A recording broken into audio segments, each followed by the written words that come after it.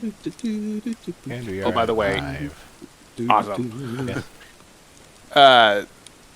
Somebody after the stream last time suggested I was a little too sassy, and if anyone was offended by my sass, like any of you or the audience, I am sorry. Like I was, Jonas. yeah. I mean, I'm just How saying. could you? I'm How being nice. could you sass me like that? Well, I'm just. How dare you ever be sassy? Anyway, I'm the only one who's allowed to be sassy around here. that's fine. That's fair. Wait a minute, that's not fair at all. Everybody else but Jonas is allowed to be sassy. Okay, deal. I don't want to be sassy. But No, now sass you're comes required to me. be sassy, Game Cobra. Uh, All right. Let me announce it on the Discord.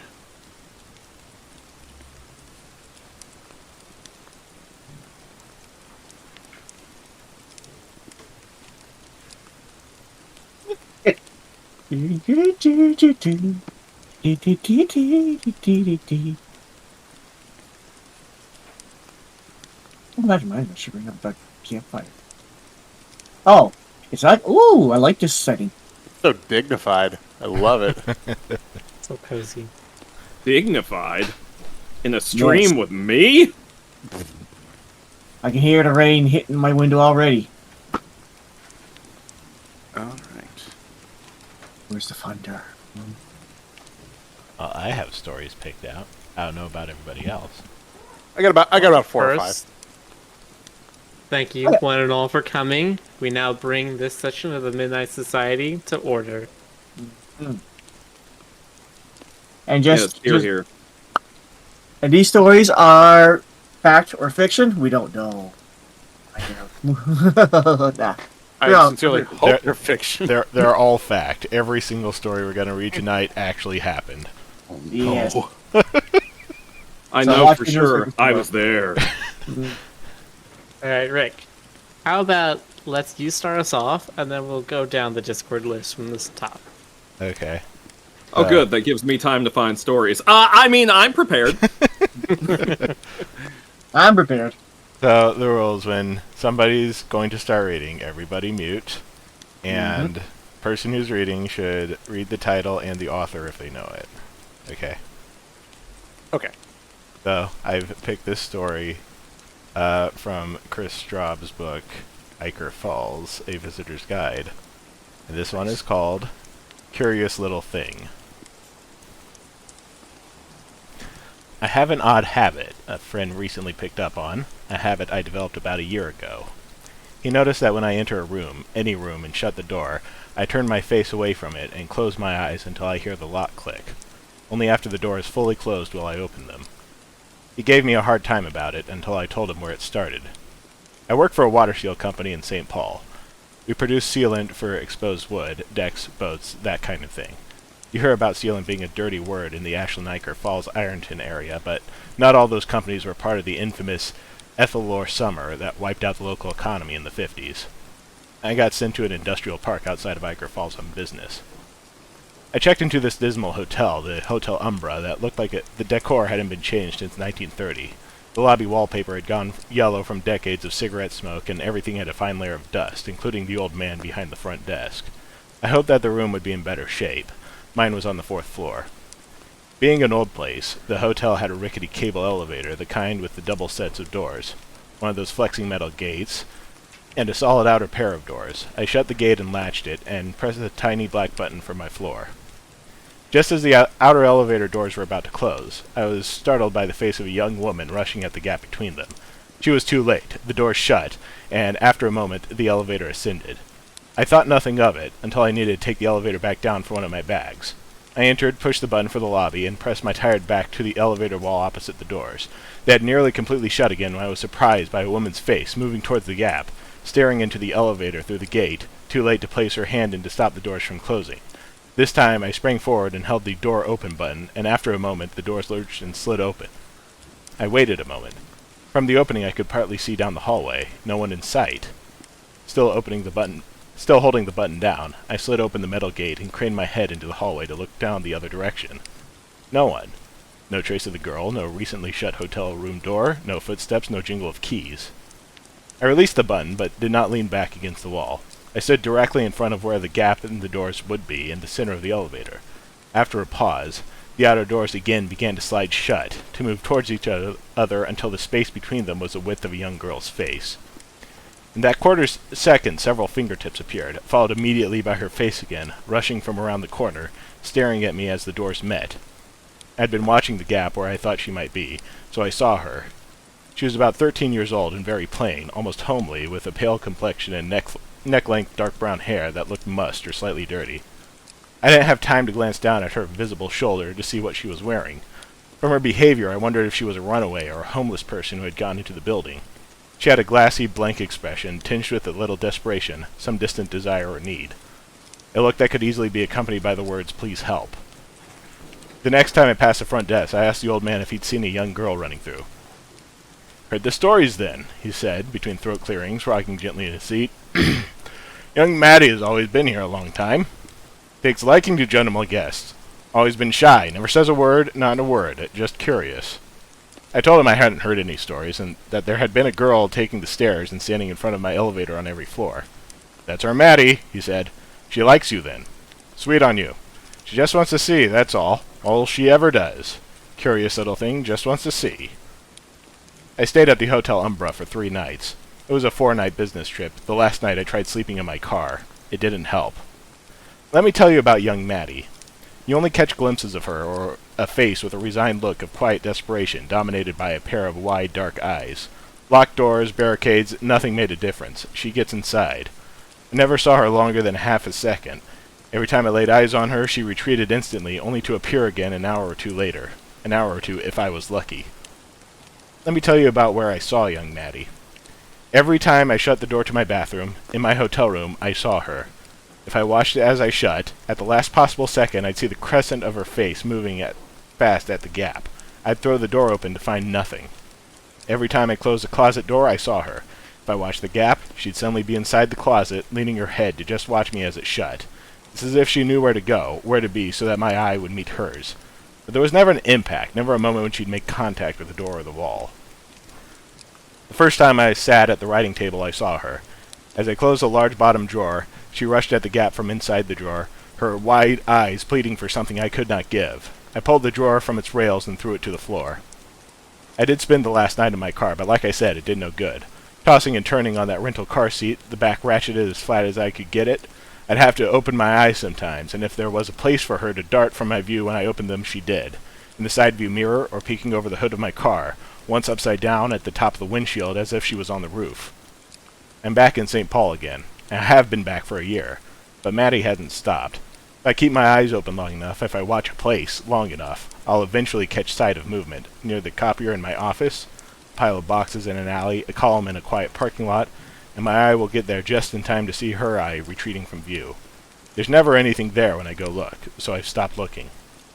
That's how I've had to change things since the Hotel Umbra. I've stopped looking. I keep my eyes shut when I close doors, when I shut drawers and cabinets, fridges, coolers, the trunk of my car. Not all spaces, just ones that are big enough.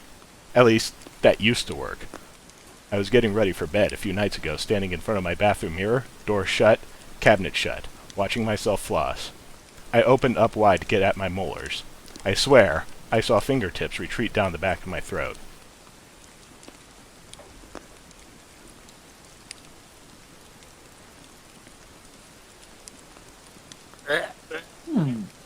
Nice. Oh, that's good. That's bad. So he uses that character in his webcomic Broodhollow.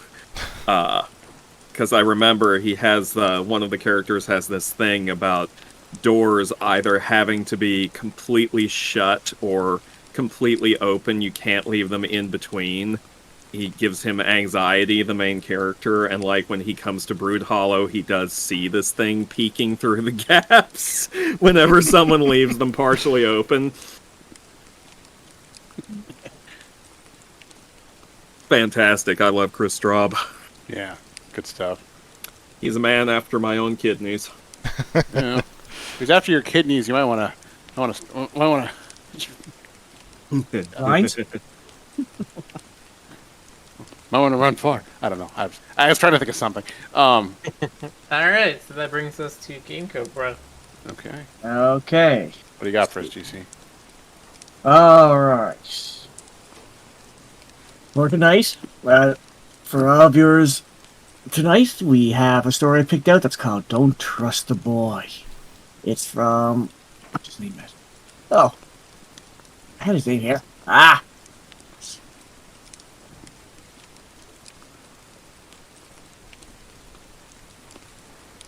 Brian A. Young. Okay. Okay. Alright.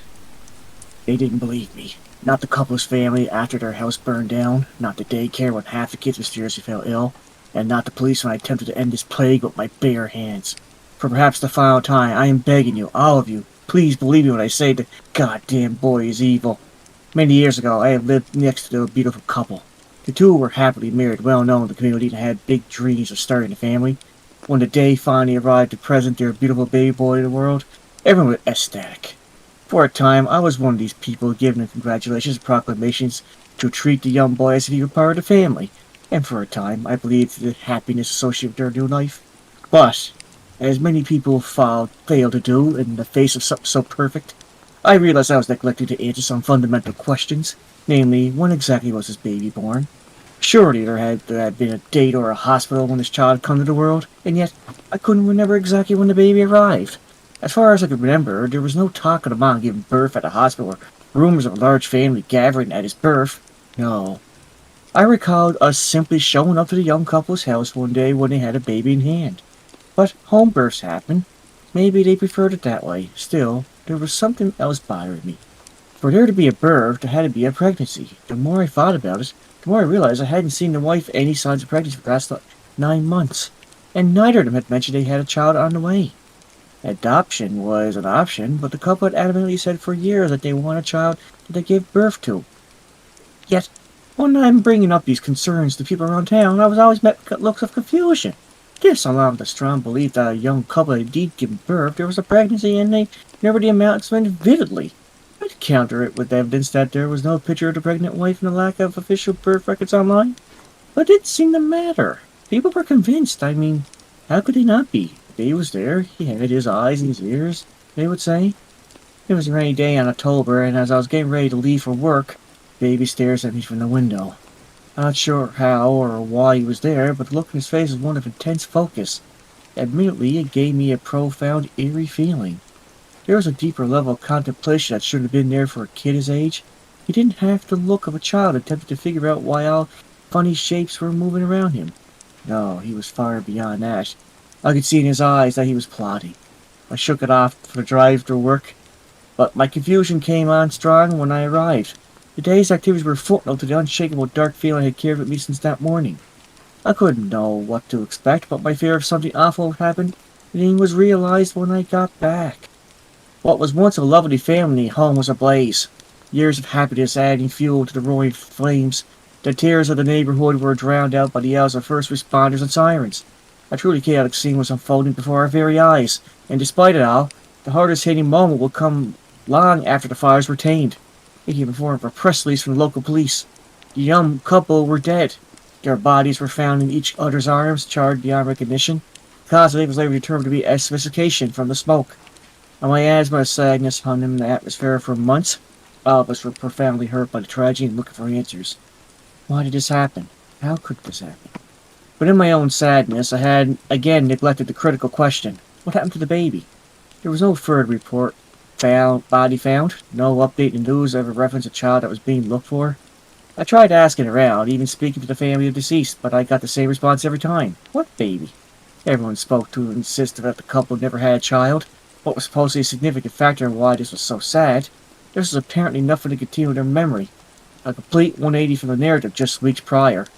There was no way I just imagined this. There definitely was a child.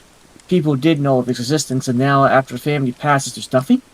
I did some digging on social media and even searches for pictures of the couple where the child returned with nothing. Over time, I convinced myself that there must have been massive understanding, however illogical my rationale. It was more comforting to believe that than the alternative. Some months passed. One of my close friends asked if I could take their son Raz to daycare because they had to be extra early for a meeting at work, and I was happy to help. In the morning, I had Raz checked in. A woman bumps into me at the door, and as I'm leaving, before I could say anything, she was already hurriedly asking where she could register Stung and Gordon, and if it was too late. I wanted to explain I didn't know much about the daycare and that I was just dropping off my friend's kid, but I froze for a moment when I saw the young boy behind her. I had never seen this woman or her child before in my life, and yet I recognized that kid. Or at least he looked like someone I knew. In a flashback, it all came back to me. The young couple, the fire, everything. That young boy had the face of that missing baby, only aged up a couple of years. Those dark, calculating eyes penetrated deep into my psyche, and I could feel sweat start form on my brow. At that moment, I recognized I legitimately feared this kid. The woman gave me a bewildered stare as I stood silently contemplating all this. With a simple, "Excuse me," I moved past her out of the building. I sat in my car in disbelief of another impossibility. If that was indeed the same child, he had aged at least 3 years in the span of a few months. For my own sanity, I landed on the notion that the two simply looked incredibly similar and that there wasn't real reason to stress about it. Still, deep down, I knew that wasn't the case. A couple weeks to this day went by without any abnormal happenings until I got a call from my friend. They were in tears, and eventually, as I got them to calm down, I came to understand why. Half the kids today got come down with a mysterious illness. The severity of this illness resulted in some grim results for a few of the children. Raz was one of those impacted. He could have eventually come to make a recovery, but there was lasting damage.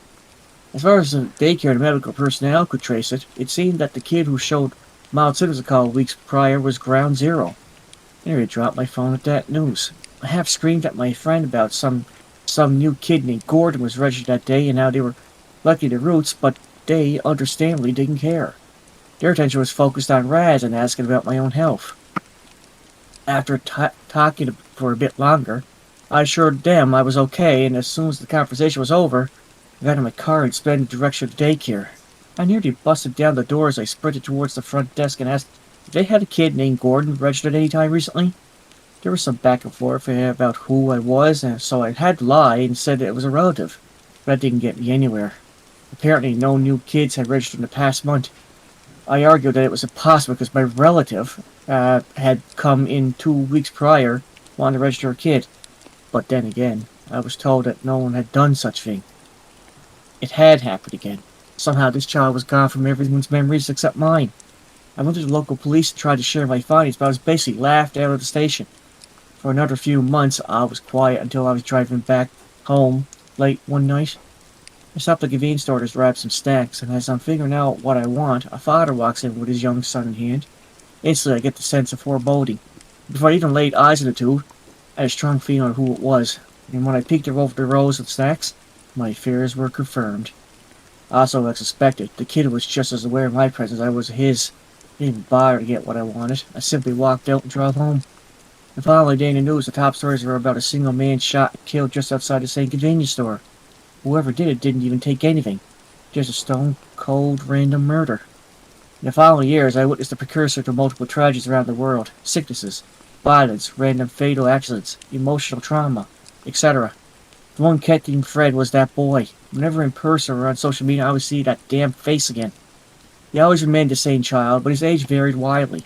Mostly he took the form of a baby, sometimes 3 or 4, maybe even as old as 10. But undoubtedly it was always him. I tried to do my best to stop some of these events before they happened, but my efforts never mattered. There would always be a moment where something went horribly wrong. One of the scariest things about all that is that no matter whether I saw him in person or on television, he's always been staring at me. I could see a video of a family walking down the street with their kid, and I catch them looking directly at the camera. It was as if he knew I was watching and wanted me to know that he was always watching me back. It was never a moment of peace. My mental health degraded heavily over this period. I was in and out of therapy, picked up a bad smoking habit, and ruined more than my fair share of relationships. What some had deemed an unhealthy and twisted obsession become unbearable. One day, after a dreadful night, I decided to sit at the park near my house and try to relax for the first time in a long while, and for the first 10 minutes or so, I was succeeding. Cool air of my face with the birds and squirrels living peacefully brought a sense of calm. That calm, however, was quickly shattered when a familiar sense of foreboding hit me with the force of a semi-truck. Walking towards was that boy, this time aged around 6 or 7, and a new couple. One that deeply reminded me of the first. Flashes of the feeling I had when I first saw that fire circled through my mind. Fear, anxiety, sadness. But something new accompanied it. Absolute pure rage. I was livid that this boy was somehow responsible for so much damage. All the lives he ruined, and he didn't even dare to face this horrible thing, or face the horrible things he'd done. He just destroys and disappears, hoping that those damages wouldn't remember as he was even there. I did. And if I was the only person I was going to remember, then maybe I was the only person who would do something about it. I flicked my still lit cigarette onto the ground, got up from the bench, and began to walk towards the trio. My heart beat through my chest with every step. A million thoughts raced through my mind, and before I knew it, I was slowly raising up both hands and contouring them to perfectly fit around the boy's neck. And finally, when I was about to reach him, I sprung forward and let out a visceral scream. But the only thing I came in contact with there was a pair of knuckles cracking me against the temple. I blacked out for a moment and woke up to a man sitting on top of me. He was raining down a hailstorm of punches with a woman screaming behind him. My world went dark again, only to come back to the group of people pulling a man off me with another holding me down in place. Watching all this chaos unfold was the young boy who had a massive smile plastered on his face, though so his eyes lapping up every bit of my pain. Cops arrived shortly after that, and I was charged and subsequently spent time in jail. In the police interview, I begged them to understand why I had attempted what was necessary. I laid out my case, explained the connections between multiple occurrences, and warned them that the family was in danger. Their response was expected, though, disbelief. And for their hubris, the couple died in a car accident only a few days later. And even that? Was I believed? Oh, no. Interestingly enough, the charges were later dropped due to lack of evidence. Witnesses claimed that they saw me walking through the park when a man randomly attacked me as I tripped into him. And just like that, so easily, life had gone back to normal. It wasn't until I was seen back home alone that new realization hit me. I couldn't stop this. It didn't mean no good to even attempt to pretend like I was in control here. There's a dark force beyond my control, and we are merely toys to be moved around at its whim. It's not something I'm okay with, far from it. But at this point, what can I do? All I can try to do is live a good life regardless of what I know is coming. For a solid time, I did that to the best of my abilities. This coincided with the lack of seeing that boy in uniform. For a time I thought I could actually say I was happy. Much of my life had gone right, and then, like a ghost from the past, walked into my life again, this time in a form I had never seen previously. He was grown. Or at least I thought much as I had seen him grow. He was perhaps his late teens, but those dark, hateful eyes remained, and were the unique identifiers aside from the remnants of a familiar face. I only saw him briefly in a crowd of people, but his presence was undeniable, much like the knot growing in my stomach was. He appeared as thought he had been watching me for a while, wanting to make eye contact with me, and as soon as I did, he left. To this point, nothing bad that I know of has happened, but I get the feeling that something awful is coming. Maybe something that goes beyond a small family of one person. Perhaps something that involves all of us, I don't know, and not knowing scares me. So I write this as a direct warning. If it's in your life, you see a child you feel is off, or any of you notice a kid's placement in someone's world doesn't quite fit well what makes sense, maybe you even sense an abnormal level of hate emanating for what shouldn't be in his child, or whatever it is. Don't trust the boy. Talking to you, chat. No, I'm just kidding. Nice. Very nice. That's right, chat. Alright, I guess... Oh, it's me. Okay. Submitted for the approval of the Midnight Society. This story comes from creepypasta.com. It's written by Riley Vanderlip, and it's called Into the Velvet Hallways. Here we go. In 2017, I tasted death for the first time. Naturally speaking, I wasn't dead, but I wasn't alive either. I do not know what I was or where I was. About 4 years ago, I was put into a coma after a sudden and unexplainable stroke. Unexplainable because I was only 23 years old when it happened. I was finishing up my shift at my local gas station, playing around on my phone while waiting for the next guy to take over my shift. Completely out of nowhere, I started to feel off. I became confused. My surroundings felt unfamiliar all at once. I forgot what I was doing, and I set my phone down. I closed my eyes as I became extremely sensitive to light. I felt nauseous, and a tingling sensation filled my body. Then it all felt limp, hollow-like, and after that, well, I don't remember much until waking up much later. Before the incident, I wasn't going anywhere with my life. Every day felt monotonous, samey, dull, and tiring. I was living with my parents in my hometown of Dredford, Rose Creek. I watched all of my friends get their lives together and move on. And while I tried going to college for about a year, I quickly found myself dropping out and returning home. I was stuck in a bad cycle. I always felt an urge to leave and do something with my life, but every time I tried, I would just retreat back into my safe place at home. Comfortable at home, yet incredibly unhappy. I continued with my easy and safe job at the gas station. This is what I felt content with. But except it wasn't at the same time. I knew my life was going nowhere fast, and perhaps the incident was in some twisted way exactly what I needed. They say when you're in a coma, you're aware of what's going on around you. Well, for me, I certainly felt aware. While in the coma, I was entirely lucid, yet I wasn't present. And while my friends and family saw me lying on that hospital bed, terrified that I was never going to wake up, my mind was in other places. Well, in my coma, I went to a place that I was not welcome. I passed through what I can best describe as velvet hallways, and saw things that I was not meant to see. The numbness, the nausea, the pain, the confusion from the gas station all slowly faded away into darkness. Where I would expect to feel nothing after such an event, I began to feel very much alive. I felt at peace. I was extremely happy, actually. I felt the faint echoes of an old tune dancing all around me. I knew this tune, yet I couldn't put my finger on it. The black void slowly faded away, and I could see once again. I did not awake where I collapsed. I was someplace new. I felt comfortable and safe. I sat in the middle of a hallway. The walls on each side of me soft and dark red. The walls subtly waved back and forth with gracefulness, almost like they were flowing in a gentle breeze. But there was no wind. I reached out to my sides and touched them. They were soft to the touch, like a fabric. I saw a faint light at the end of the hallway. Perhaps this was where the comforting music was coming from. I slowly stood up and walked towards the light, getting closer and closer by the step. The light shone through a half-open door, and it welcomed me. I touched the doorknob and slowly pulled it open as I walked into a familiar home. I stepped into a kitchen, and heard the door close unobtrusively behind me. I turned around to see that no door existed at all. It was like I'd entered through a wall. Quickly forgetting about this, I slowly walked around the kitchen to see balloons, confetti, party hats, and food were scattered all around. It looks like a children's birthday party had just happened. That's right, child's birthday party had just happened. Except there were no people here. The house was dead quiet. Not even white noise kept me company. I noticed an analog clock on the wall that ticked to 1 o'clock. It was the afternoon.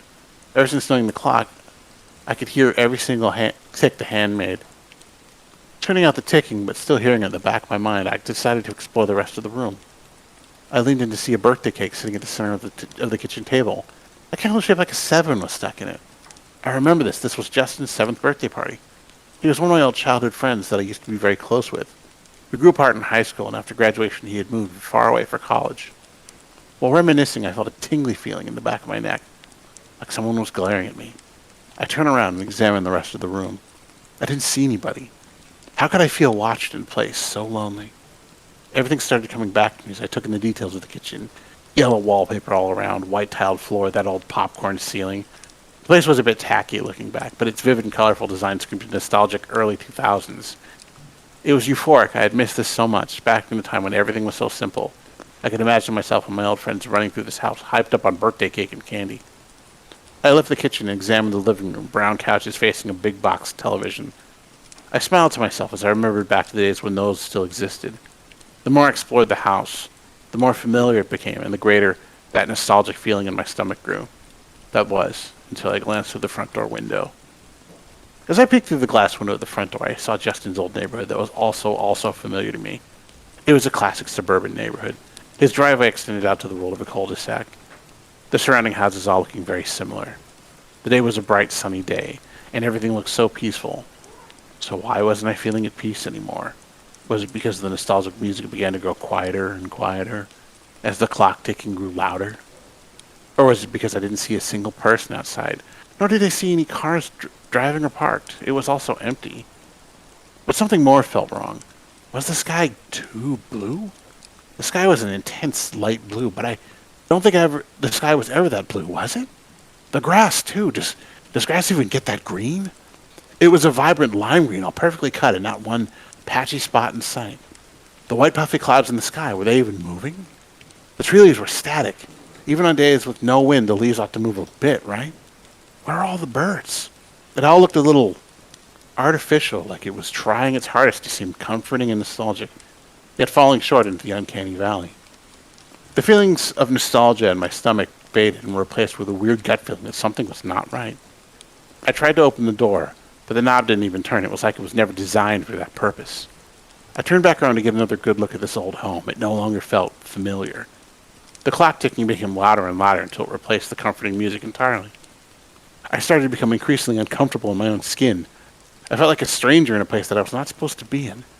I looked upstairs. A long stairway led up to the second floor of the home, but I could not see past the first few steps. Why was it so dark up there on a bright day? I kept my back pushed up against the front door. I no longer wanted to move, and I wanted to stay as far away from this house as I could. This was not the house I remembered from my childhood. Then, something broke the deafening silence. Wesley, what are you doing here? The voice emerged from the top of the stairs, in the darkness where I could not see. The voice was not familiar and not human in the slightest. It sounded like an old computer trying to talk. The voice was staticky and the pitch was all off, like it was automated. I heard the steps creak, and slow, heavy footsteps came closer down the stairs. I was frozen in fear and tried my hardest to push my back up against the front door, but I wasn't going anywhere. The footsteps then stopped again, right before I could emerge from the darkness. It spoke again. Oh, you're not supposed to be here yet, are you? My vision grew dark and my legs felt limp. My body tingled all around as I collapsed onto the floor. Yet I would wake up in the velvet hallways once more, and once again. The same familiar tune played at the end of the hallway, accompanied subtly by the same clock ticking. Surprisingly enough, despite having full memory of what had happened just moments before blacking out, I felt comfortable again. My fears from earlier felt unfounded and irrational. I had nothing to be scared of, I told myself as I stood up once more and walked towards the end of the hallway with eagerness, letting the music guide me. Once again, I creaked open the door at the end of the hallway and found myself in my old high school gymnasium. From the looks of it, prom had just ended. The place was trashed. Tables were pushed together on one side of the room, leaving room for a dance floor which had leftover decorations strewn about. Deflated balloons lay on the ground. Confetti and ribbons scattered all over the ground. A large banner still hung from the wall. Congratulations, class of 2015. This was exactly how I remembered it. The feeling of nostalgia put an unerasable smile on my face as I continued my walk around the littered gymnasium floor to take in a past that seemed so distant to me. I had almost entirely forgotten this memory. Surprisingly, it was one of the last times I remember being happy. Everything was just as I remembered it, yet the emptiness of the last memory remained. So why didn't I feel alone? I walked towards the doors to exit the gymnasium. They opened and I found myself in the hallways, again just as I remembered them. The windows outside presented the sky as a dark blue, like it was late evening, and the hallways were lit by the fluorescent ceiling lights, yet they seemed dimmer than usual, with the occasional flicker. It was such a weird feeling to stand in the hallways that I once remembered to be so lively. Never have I seen the school completely empty. I walked through the hallways and touched the lockers that lined the walls. I remembered all of this, and I'd missed it so much. I then made my way to a pair of exit doors at the end of the hallway. This was the back entrance to the school, the one I often took if I wanted to skip class. I peeked through the glass windows on the doors and saw a parking lot with no cars in it. Again, it was a familiar scene. The total absence of anything began to make me uncomfortable. The familiar music slowly began to fade just like it did before, and the ticking of a clock took its place in full. I don't even recall seeing any animals. No birds sitting on the power lines. Not even any flies swarmed in the usual places. It was dead. I sighed in disappointment as the illusion of sweet nostalgia began to fade once more. But this time, upon turning around, I saw something new. Beside a clock that now read 2 o'clock, a prom banner had been strung on the ceiling right in front of me. I did not recall seeing it there when I had first walked down this hallway. In black writing, it simply said, "Not home."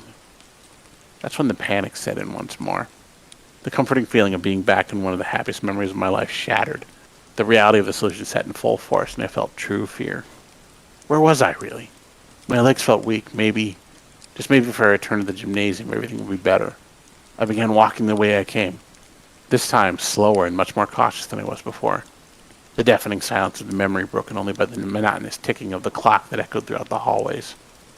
I was made blatantly aware to every tiny sound I made as I walked. I could hear every dreaded step on the cold tiled floors. I could hear my shaky breaths and my heartbeat pounding quickly. Then, I stopped dead in my tracks.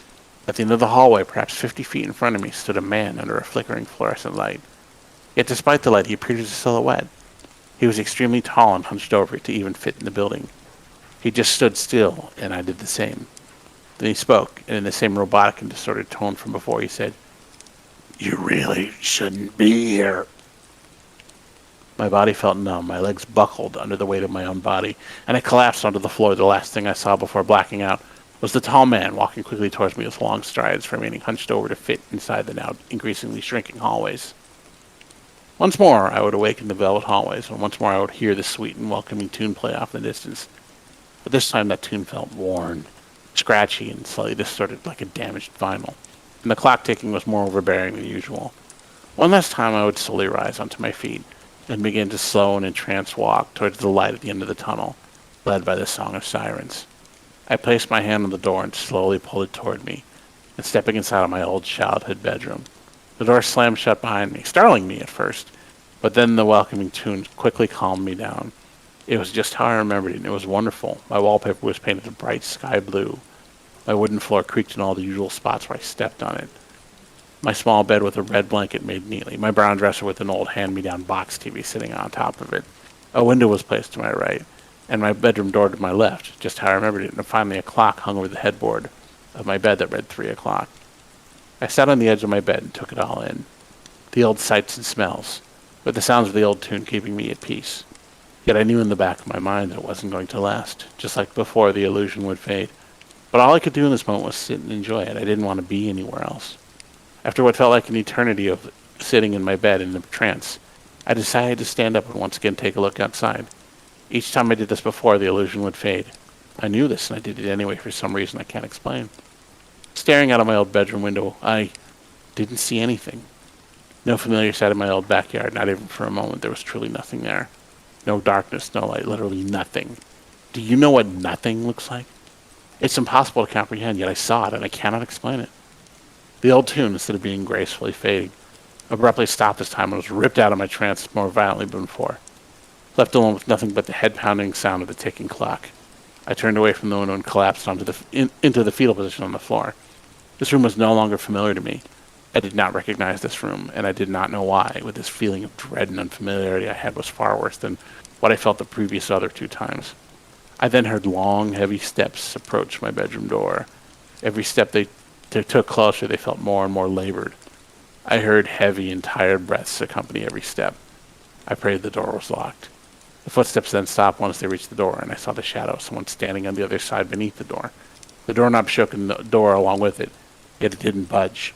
It was locked, and I let out a sigh of relief. The figure on the other side tried again to no avail, and again and again. Then in the robotic and distorted voice all too familiar to me by now, it spoke its last words. Wesley, this is not home. The door then shook more violently than before. It was trying hard to get through. My brittle wooden door was not going to hold forever, and the panic began to set in. The door shook over and over again as the figure on the other side began to wheeze again, and then the wheezing turned to muffled crying of which I'd never heard before. They were cries of despair, desperateness, and loneliness.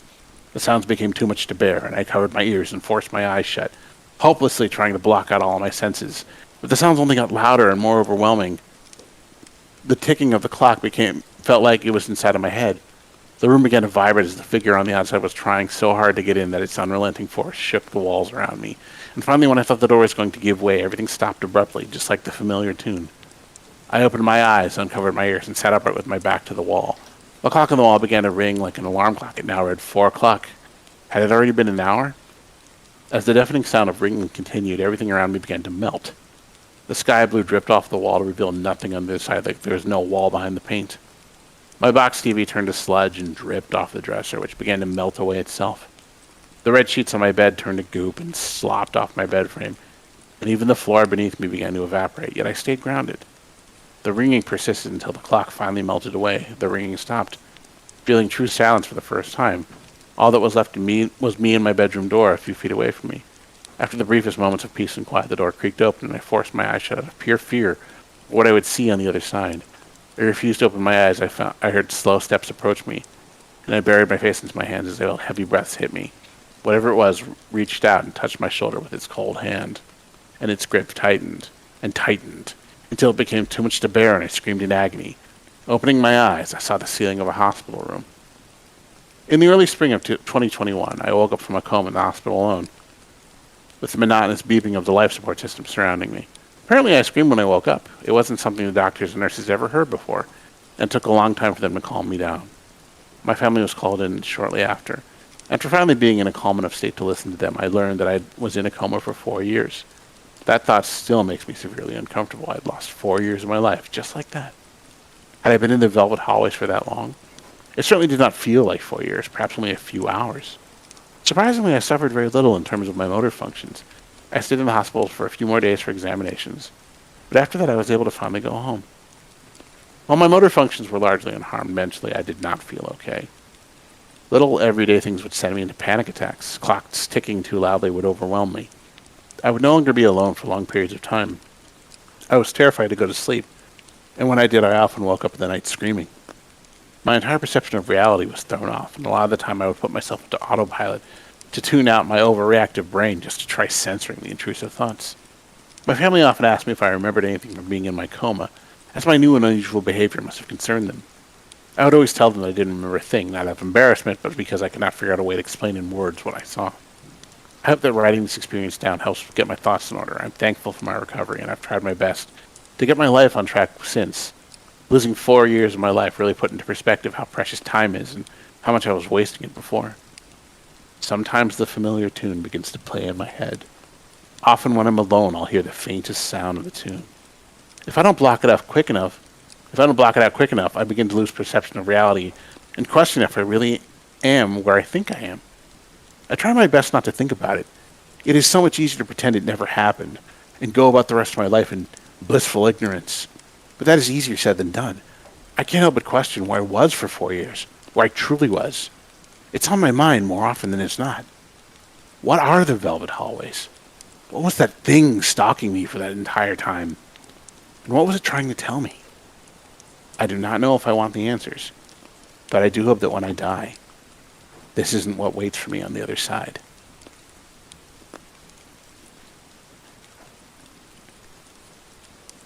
Wesley. Nice. I'm sorry, I was thinking it for so long. He Yeah. calls everybody Wesley. God.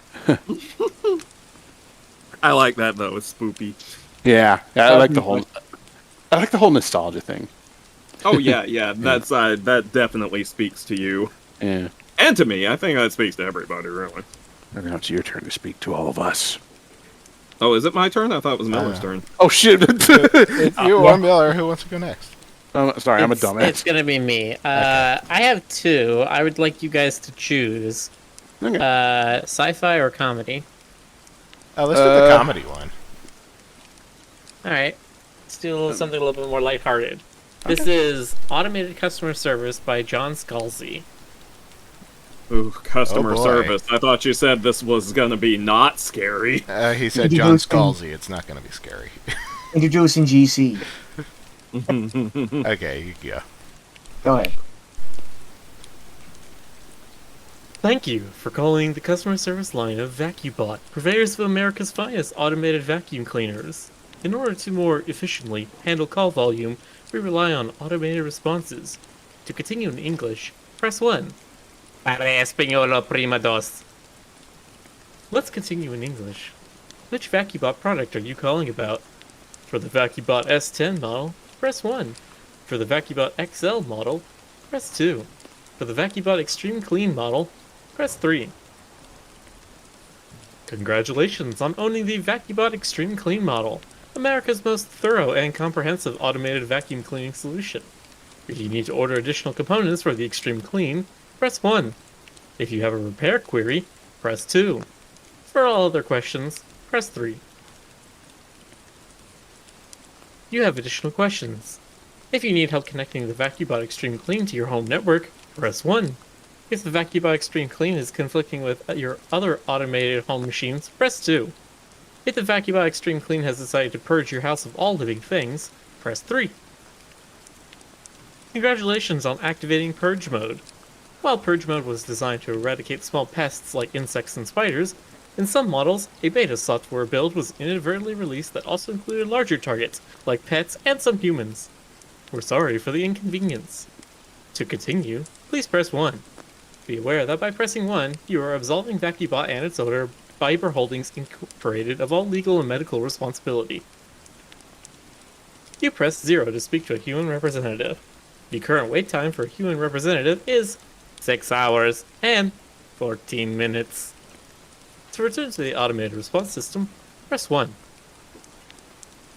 Welcome back to the automated response system. First things first, have you tried turning the VacuBot Extreme Clean off and on again? Press 1 for yes, 2 for no. You said no. Is that because the VacuBot Extreme Clean is currently exhibiting the Taser Defense Mode, making it impossible to approach without having 50,000 volts of electricity course through your body? Press 1 for yes, 2 for no. We apologize for the Taser Defense Mode. It was originally designed to zap small insects, but our subcontractor misread the manufacturer's specifications. Fortunately, the defense mode can be distracted by throwing something at the VacuBot Extreme Clean, like a heavy blanket or a pet. If you have a heavy blanket, press 1. If you have a pet, press 2. The automated system has detected that you are using high levels of profanity right now.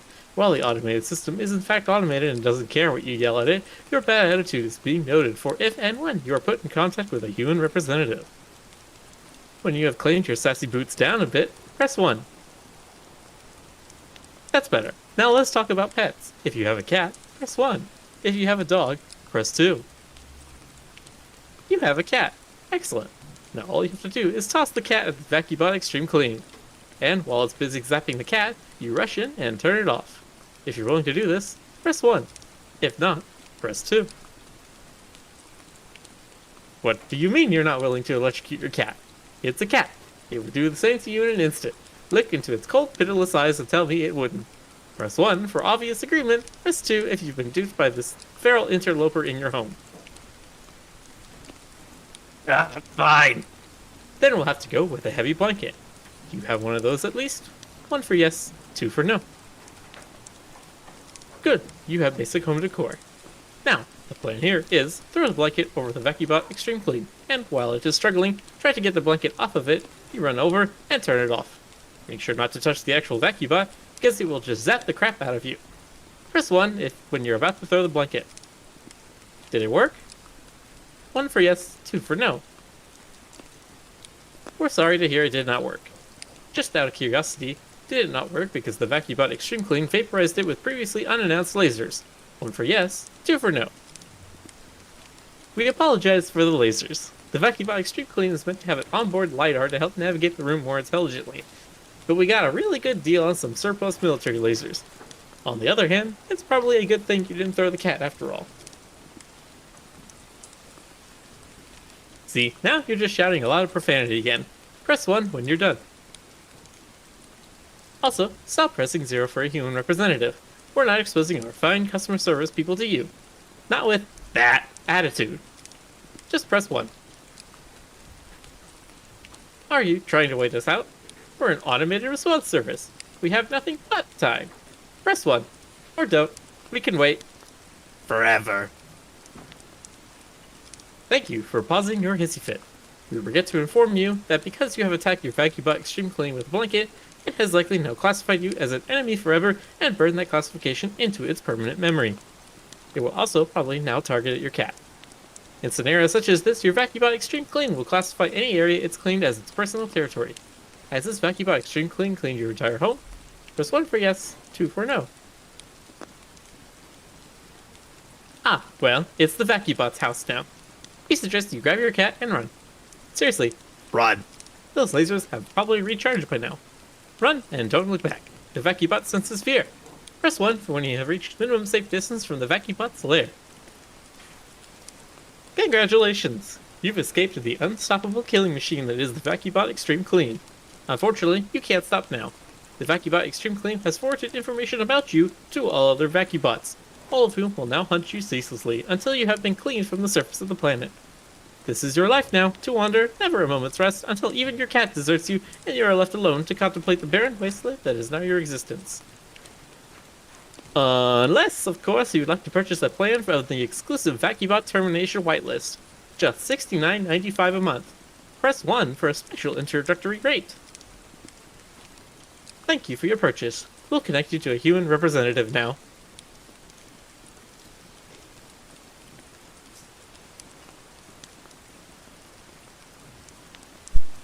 Feels a little too plausible. Didn't they adapt that into a story in Love, Death, Robot Season 2? Did they? Where do you think I got my stories? What do you think Okay. I googled? Okay. Now I gotta Reminds watch me of a vaguely reminds me of an episode of Tales from the Dark Side, which was about a little vacuum cleaner creature that was called the Noise Eater, and it was attracted to anything.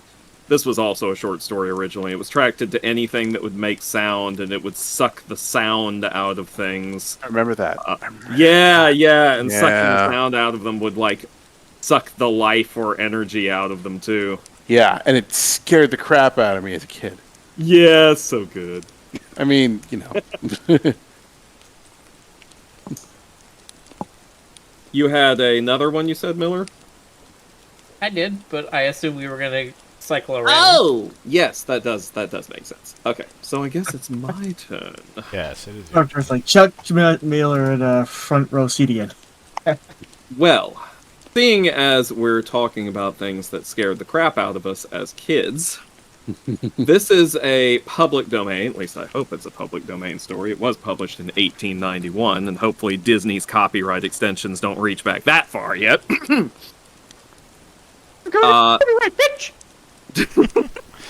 When I first was exposed to this story, it was in the form of a short film adaptation that a teacher showed us in 6th grade, and it haunted me for months.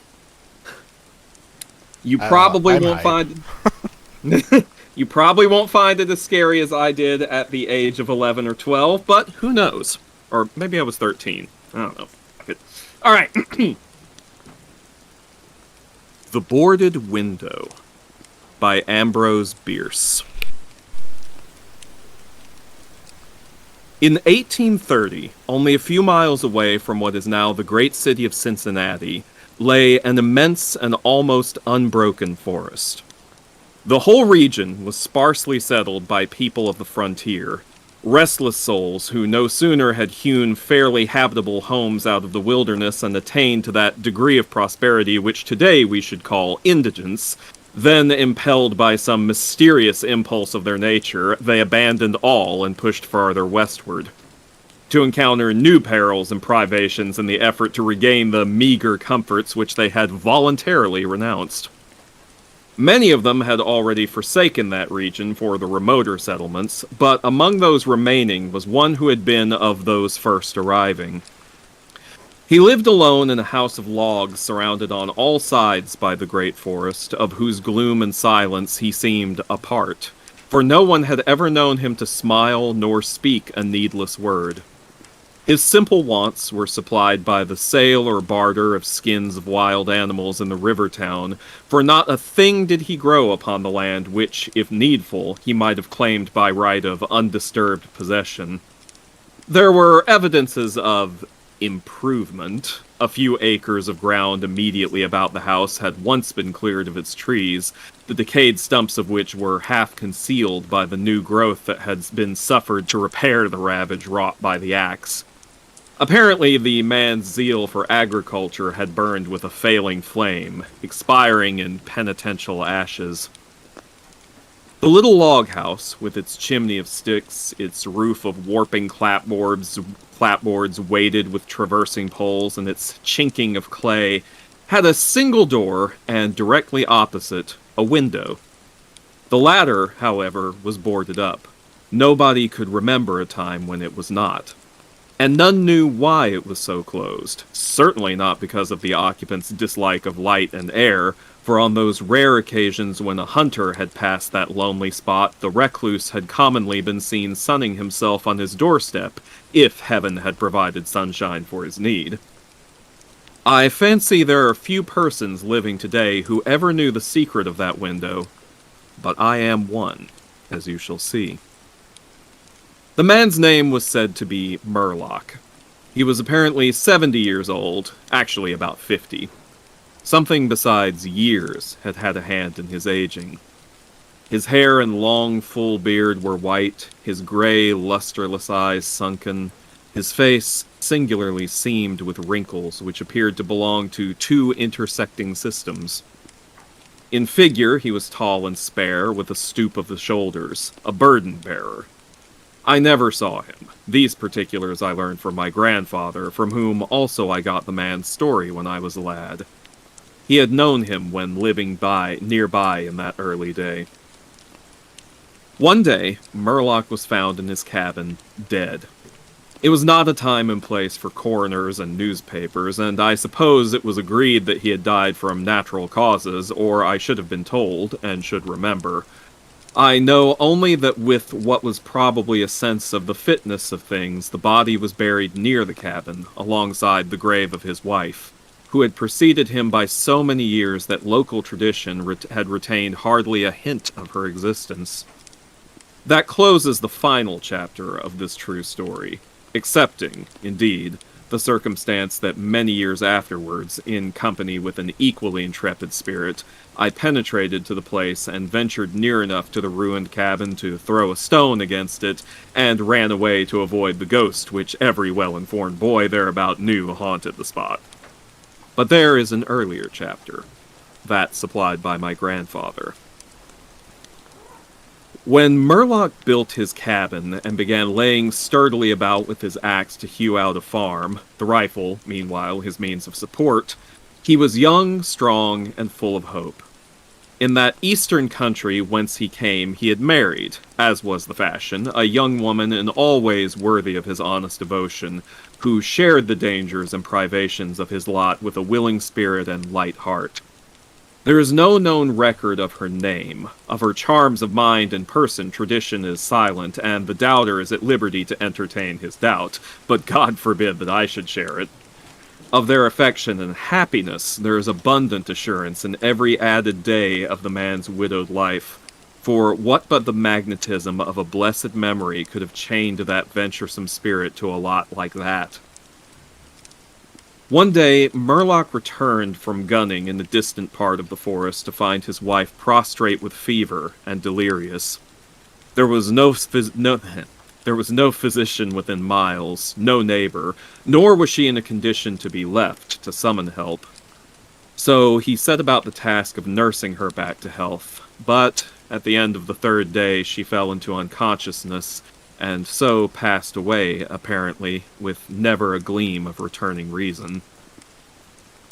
From what we know of a nature like his, we may venture to sketch in some of the details of the outline picture drawn by my grandfather.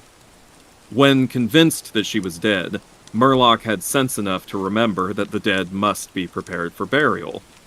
In performance of this sacred duty, he blundered now and again, did certain things incorrectly, and others which he did correctly were done over and over. His occasional failures to accomplish some simple and ordinary act filled him with astonishment, like that of a drunken man who wonders at the suspension of familiar natural laws. He was surprised, too, that he did not weep, surprised and a little ashamed. Surely it is unkind not to weep for the dead. Tomorrow, he said aloud, I shall have to make the coffin and dig the grave, and then I shall miss her, when she is no longer in sight. But now, she is dead, of course, but it is all right. It must be all right, somehow. Things cannot be so bad as they seem. He stood over the body in the fading light, adjusting the hair and putting the finishing touches to the simple toilet, doing all mechanically with soulless care. And still through his consciousness ran an undersense of conviction that all was right, that he should have her again as before, and everything explained. He had had no experience in grief. His capacity had not been enlarged by use. His heart could not contain it all, nor his imagination rightly conceive it. He did not know he was so hard struck. That knowledge would come later, and never go. Grief is an artist of powers as various as the instruments upon which he plays his dirges for the dead, evoking from some the sharpest, shrillest notes, from others the low, grave chords that throb recurrent like the slow beating of a distant drum. Some natures it startles, some it stupefies. To one it comes like the stroke of an arrow, stinging all the sensibilities to a keener life. To another as the blow of a bludgeon, which in crushing benumbs. We may conceive Murloc to have been that way affected, for, and here we are upon surer ground than that of conjecture, no sooner had he finished his pious work than, sinking into a chair by the side of the table upon which the body lay, and noting how white the profile showed in the deepening gloom, he laid his arms upon the table's edge and dropped his face into them, tearless yet and unutterably weary. At that moment came in through the open window a long wailing sound like the cry of a lost child in the far deeps of the darkening wood. But the man did not move. Again, and nearer than before, sounded that unearthly cry upon his failing sense.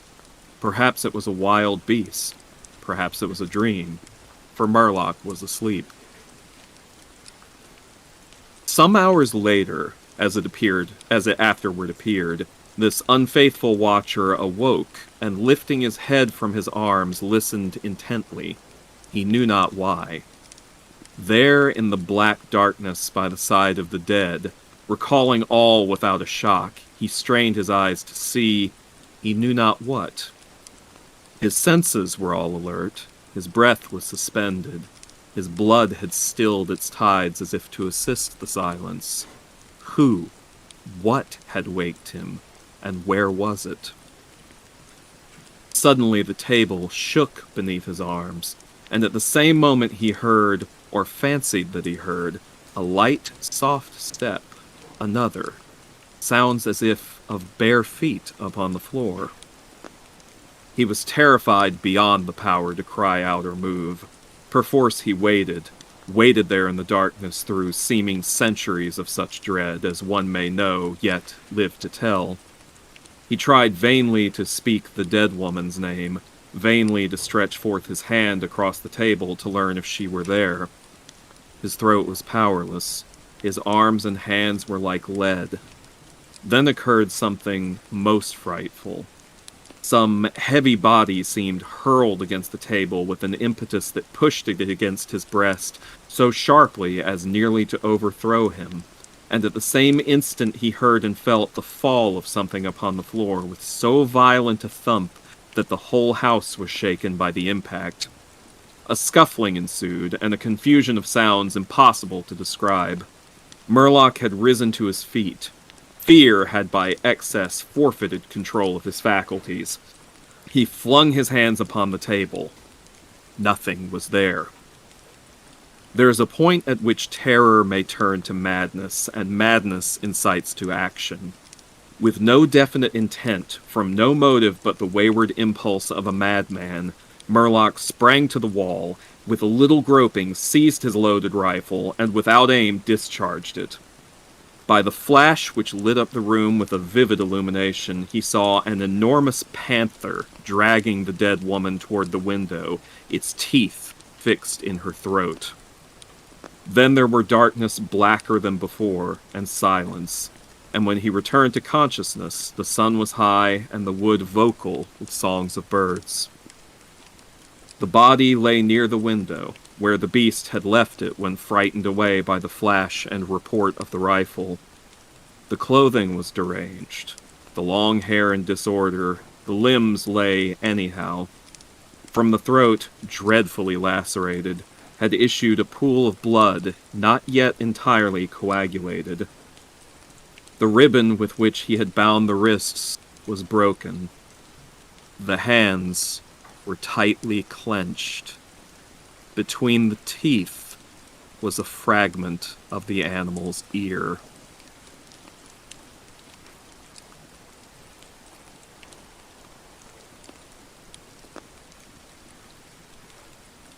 Good. I was about to say, bodies don't bleed.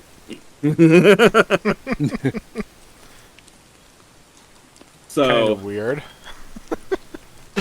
I want you to know that the short film version, when he discovers his wife's body, ends on a tight close-up of her face with not only the fragment of teeth between her, or the fragment of ear between her teeth, but like her eyes, her dead eyes, like wide and crazed, and like this really ferocious look on her face, and that messed me up quite a bit for a while. Nice.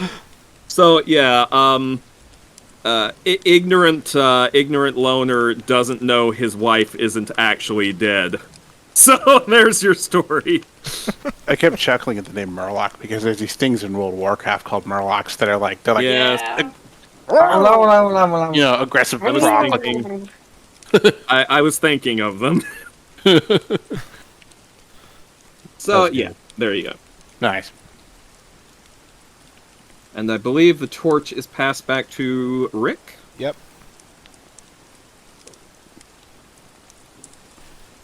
Okay, this is another story from Iker Falls, A Visitor's Guide by Kris Straub. Excerpts from A Room at Cedarspring.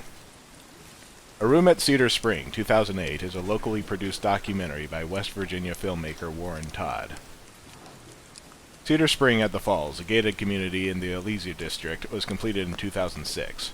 A sprawling confluence of townhouse, apartment, and loft living, Cedarspring occupies one of the more scenic regions in or near Iker Falls area, nestled in the grasslands between the falls themselves. The community is made up of 80 townhomes, 50 lofts, 50 single-bedroom apartments, with the kind of aesthetic logic that puts ivy on a 10-foot-high brick wall that surrounds the complex, evoking old world with none of that hard-to-sell history, beauty that draws you in without letting you pass the front gate. It's a way to clamp a pleasant lid down on the less savory aspects of the town.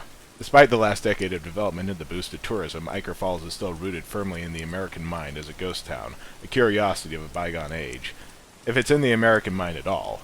The New Elysium Group, since its acquisitions in the 1980s, has invested a lot in the town comeback, but instead of a respectful merging of Iker Falls' history with newly planned future, New Elysium bulldozed the old, or, when required by West Virginia law, simply built around it. The result is a two-faced town, a patchwork monster of city planning. Lower Elysia is still a suburb in ruins, but you wouldn't get the impression that it was even there, with glossy places like the New Elysium Fashion Park, a rapidly changing town center, and of course Cedarspring. The town is one of deep, deep history, of tragedy, and of triumph of human perseverance. Successful future plans will need to honor that. You can't honor a memory by trying to hide it, ignore it, or repel it. Cedarspring, with its impersonal McMansion townhomes, stuccoed faux finished walls, pleasantly distressed murals, and Americana cute street names, is Iker Falls by way of Disneyland. Today, none of the 180 living units in Cedar Springs are occupied. New Elysium still pays gardeners, caretakers, trash service, and security guards, but no one actually lives in what was supposed to be the hottest new upscale property in a 30-mile radius. I spoke with Michael Hayes, a junior architect and planner for Cedar Springs, and one of the few people to return my phone calls. What were your feelings on Cedar Spring? I've worked on a number of these townhomes for various developers. Pleasant Valley Homes, Turnkey at the Pines, New Avalon in Atlanta. Cedar Spring was ambitious. I don't doubt that Elysian jumped the gun on the project as far as the timeline. I think they'd intended to have the rest of the town further along, drawing a bigger crowd than it was. Cedar Spring has been vacant for 2 years. Do you think the faux authenticity angle just isn't accepted in a history-rich town like Iker Falls? A lot of times it doesn't play in a town like this where the contrast between faux rustic treatments and truly old is so stark. But it wasn't our target demographic. We were after people who wanted quaint country living, but didn't want to have to replace lead pipes and have the foundation leveled. The mist in Iker Falls is a draw for the area, but all that moisture means you've got 4,000 houses in need of a serious overhaul. Communities like Cedar Spring, in nearly every other instance, communities like Cedar Spring succeed in nearly every other instance, so I don't think that's why it hasn't appealed to home buyers. Paul Lloyd, one of the first tenants of Cedar Spring, moved there in February of 2008 and broke his lease to leave in May. I traveled to Portland, Texas, where Paul currently lives. I lived there about 4 months. 4 months too long. I still think about it. Talk about what happened to you while you were living in Cedarspring. This is going to sound really odd, but it's your home. This stuff matters. No one wants to feel like an intruder in their own home. The whole time I lived there, it's like there was an impersonal feel to every part of the house. That's not a surprise. I've lived in that kind of housing before, and it's all a little cookie cutter. It's supposed to be this getaway, but it was like... You know that feeling you have sitting in a dentist's waiting room? The buzz of the fluorescent lights, the cold, antiseptic smell? It's anxiety. It's isolation, like you're held separate from the rest of the living world. Cedarspring magnified that feeling 10,000 times. And it's everything in Cedarspring. It wasn't just my house, but the streets, the empty playgrounds, the fountains, and it had nothing to do with them being empty. I had friends living in other units. We ended up getting together weekly, and every couple nights finally hanging out for hours every single evening until just past midnight. No one wanted to be alone. I started having nightmares. Not about death or monsters, but... Suddenly I'd be in this empty white space, this featureless room. The sense of isolation became this huge weight, 1 billion tons of invisible rock pressing me into the ground, suffocating me. A slow-moving glacier of pointlessness about to slide over me. I'd wake up, and that feeling would eat me alive. Same with the other tenants.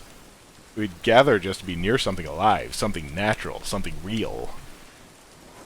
After 3 months, it got real bad. I started getting into fights in places, screaming in my room. I actually would cut myself just to feel something. Some of my friends there admitted to the same thing. I've never done anything like that before. And I haven't since I moved out. It just got so bad. I stopped crying, stopped laughing. It's like we were going hollow. I don't want to get melodramatic about it, but I've thought about it a lot since then. People think of hell as some burning pit of torment, but I don't think it is. I read once that real hell is the absence of God. Iker Falls has a reputation of being a haunted town, and when I lived there, I saw my share of things out of the corner of my eye. But I never saw them at Cedarspring. They just weren't there. And somehow that became the opposite of comforting. Ghosts haunt old buildings, old places. Is it possible for a place without a past to be haunted by its own lack of history, by bleakness? Can a place be haunted by absence?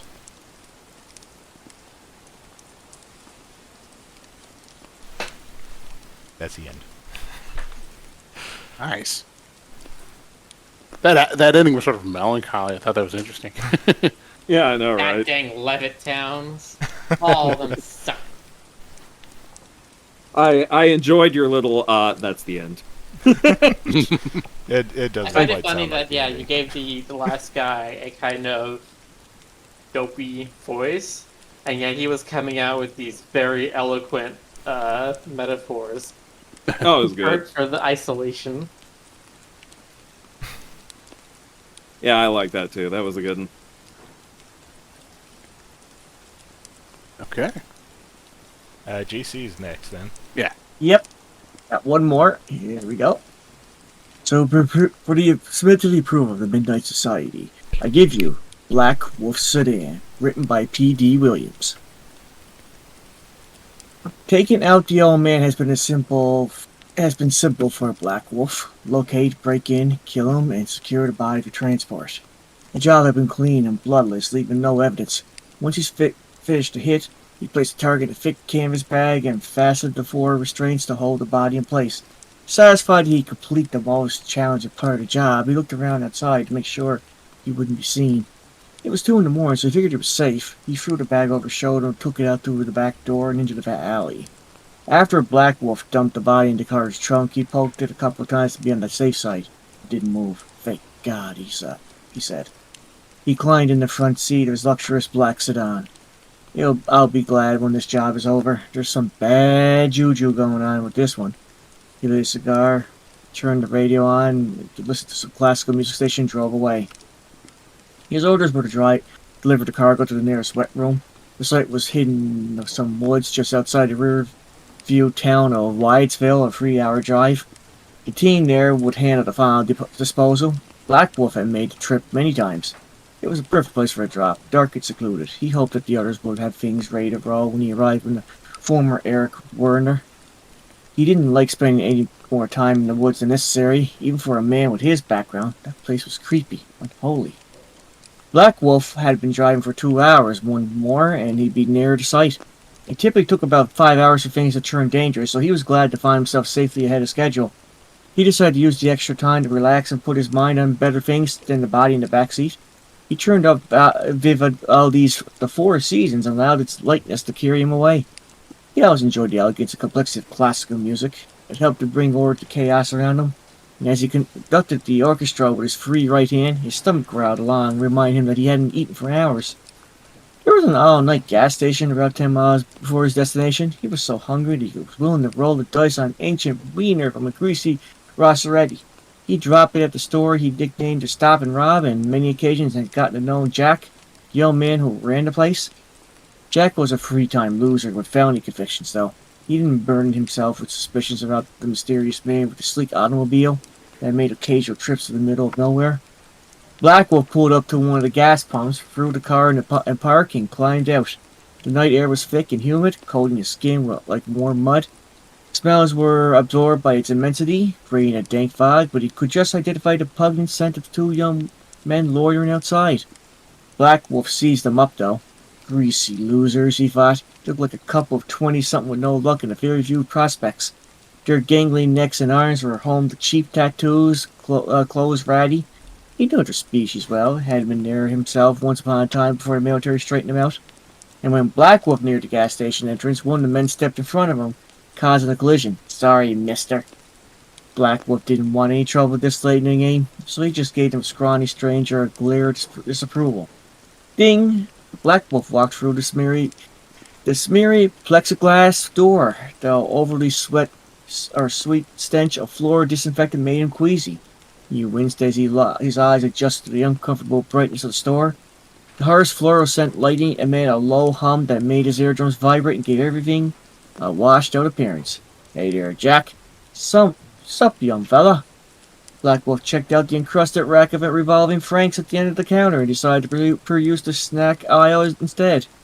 He settled on a bag of pretzels, some beef jerky, and a Red Bull from the wall cooler. Jack began reading up the items. "That'll be $6.50, then vroom." Suddenly the Black Wolf's car roared as it rocked out of the small lot, leaving behind a field of gravel and dust. He slapped his jack pockets empty. "Ain't that little?" Angry and embarrassed, he turned to Jack. "Those 2 punks were loitering outside. Did you know them?" "Sorry to say I do. One of them's name is Curtis, I think. Can't remember the other one. Should I call the popo?" "No, I'll handle this." "Any idea where they might be heading?" "If I had to guess, I'd say that old abandoned farmhouse a couple of miles up the road. Druggies sometimes use as a shooting gallery." Black Wolf had an ace in his hole, though. The car's tracking device. He took it out his cell phone, accessed the app, and waited. Soon, the car's location appeared on the screen. It hadn't traveled far. Suddenly, Dot turned left and slowed down, though. "Gotcha," he muttered. He looked at Jack. "Looks like you were right. They're somewhere just up the road a ways. That'd be the farmhouse, correct?" "Yep." "Don't suppose you got a car I can borrow?" Jack pointed out the window at a rusty riding mower. "Seriously?" Black Wolf asked. "Too many DUIs. Guess I'm jogging," Black Wolf thought. "You know, there's 2 of them and 1 of you," he said. "Are you sure you don't want me to call the cops?" "I think I got this." "So, you gonna kill them?" "Nope, I'm gonna save them." As Black Wolf huffed up the highway, Kris and Razor were maneuvering the car down the narrow lane that led to the farmhouse. "Where should I park it?" Curtis asked. "Pull around the back. We can put it in the barn," Razor replied. Curtis eased around the dilapidated 2-story house and followed a worn dirt path around 30 yards to the rickety barn. Razor jumped out and swung over its large wooden doors. He entered it first, using the car's headlights to light his path as he peered through the semi-darkness. "Anybody in here? We ain't the cops. Just want to know if it's cool to come in." No answer. "Hey, Rays, can I pull in or not?" "We're clear," he says, near the entrance and guided Curtis inside. Once the car was entirely in, he pulled the door shut and lit the 4 lanterns that kept stashed around the barn. Curtis sprang from the car and began circling it like a bird of prey. He ran his nicotine-stained fingers around his long, stringy hair, a huge smile stretched across his face. "Man, I'm so jacked. Can you believe this? Woo-wee! Hey, what a score! We gotta get little B out here to check this mother out. He's probably giving us top dollar for it, Razor said. Shoot him a text, let him know that, and suddenly bang, bang. The hell was that? Curtis asked. Equally startled, Razor said, I think it came from the trunk. They moved towards the rear of the car with the same stealth they used when breaking and entering. Hello? Razor asked. No one replied.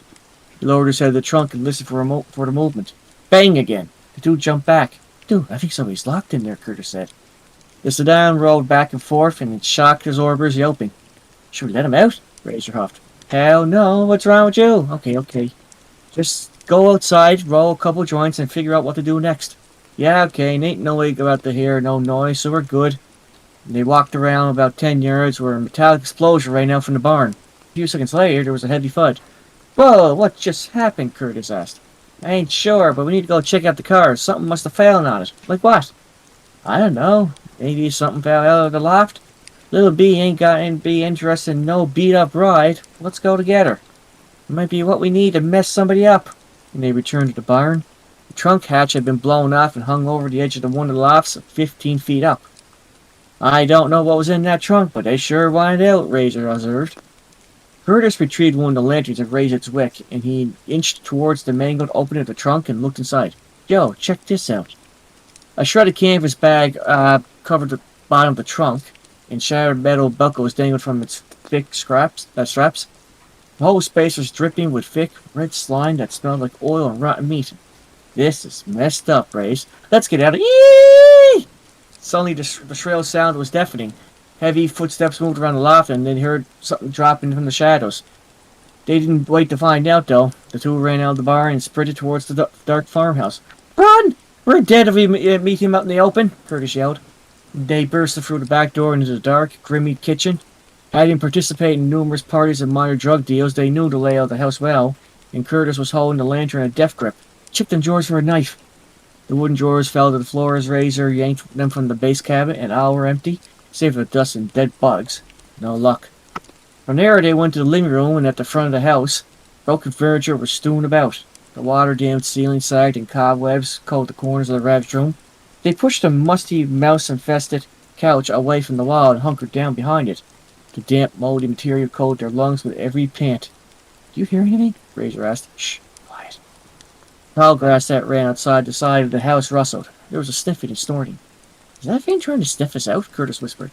And the noise stopped. And they waited. Crash. Crunch.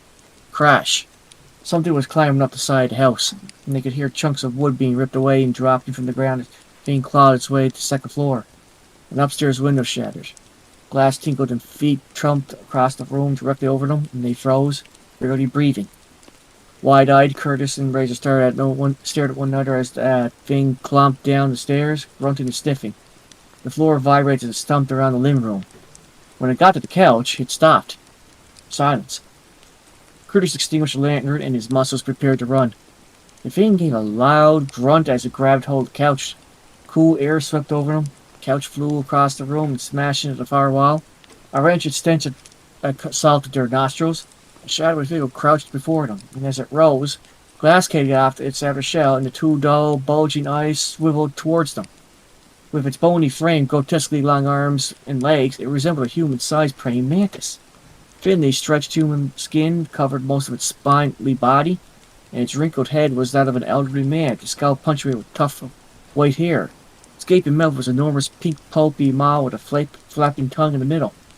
The two men screamed as the thing reared back, and when it fell back forward, it grabbed Razor with its hooked hand and flung him against the wall. His limp body dropped to the floor. Then the thing turned to Curtis. He was numb all over. The thing pulled its arm back, prepared to strike. He closed his eyes, wondered how this bad death was going to hurt. The limit of his foolish life choices. I'm so sorry, God, for everything. Suddenly, there were two sharp pops. The creature cried out, and Curtis's eye popped open. Curtis saw someone stand just inside the door with a shooter stance. He recoiled as the shooter fired two more explosive rounds at the thing. The pieces of its shell clattered to the floor as it screeched and jumped forward, attached itself to the ceiling. The shooter closed the distance until he was directly under the thing. Fired several more bullets into its body, and then the dripping man-monster clawed at the ceiling, raining plaster upon Curtis and the towering figure. It finally tore through and pulled itself into the living room above them. or into the room above them. In the gloom, Curtis couldn't recognize his savior right away, but as he dusted the plaster from his face, he realized it was the man whose elegant machine was now parked in the barn. Please don't hurt me, sir. I'm sorry about the car, okay? Forget about the car, Black Wolf said. I need to kill that thing or a lot of people are going to die. It started with us. What the hell is it? It was still a man when I threw it in the trunk, but that's a short window of time before it morphs into that, he said, pointing up. I was well on my way to the disposal site when you and your idiot friend decided to go Grand Theft Auto on me. Now I'm going to need your help. Too much to handle on my own. Get the wrong kind, mister. Look, my friend needs... Leave him. He's dead. Screw him. Curtis hollered. The man was serious. The man didn't kill him. The bug would. And Black Wolf surveyed the battered room. He picked through the busting furniture until he found a table leg. Moved around the room, tapped on the ceiling, and listened. What are you doing? Curtis asked. I'm monitoring its movements. After a few more pokes, the head scuttled above them. Then it stopped. It seemed to be taking its time, regrouping high, and I can't tell which. Black Wolf said, I don't think it's through with us, though. It's likely sees you as me as an immediate threat to escape. We need to contain it. Curtis shook his head. No way. Listen, boy, if you got the stones to steal my car, you got the stones to help me kill this freak before the worst happens. The worst? As in, it ain't happened yet? What is that thing? 5 hours ago, that thing was Dr. Eric Werner. A microscopic piece of alien DNA outwitted him. Some other dumb scientists and a few pompous generals. Werner and his so-called genius had studied it, experimented on it, and did some other sci-fi crap. And of course, they immediately saw dollar signs and military applications. They didn't consider what those tiny group of cells might evolve into. It's like looking at a strange egg and not knowing what's going to pop out of it. Well, now we do. It's making up its mind. About what? Well, it's just for sure to kill us. Unless we kill first. That's the choice I prefer. And Curtis gulped. Are you out of your damn mind? Let's just get out of here and let some other fool handle this. And ignoring Curtis, Black would follow the noise above him, prowling the ceiling as he went, and with every jab the thing moved. Who are you, man? Curtis's voice trembled. Being able to track his prey, Black Wolf said some other elite trackers and I were brought into the hunt to kill these things when they're still human and manageable. Once that's done, their bodies are delivered to lab wonks who know how to dispose of them. Things have to happen fast, though. There's more moving among them. And what happens if you don't get the body there in time? First, it turns into what killed your friend, then that worst I mentioned comes next. You think you kill it? Don't know. I haven't dealt with one of them this strange stage of development. Black Wolf stabbed the ceiling hard and then thing ran.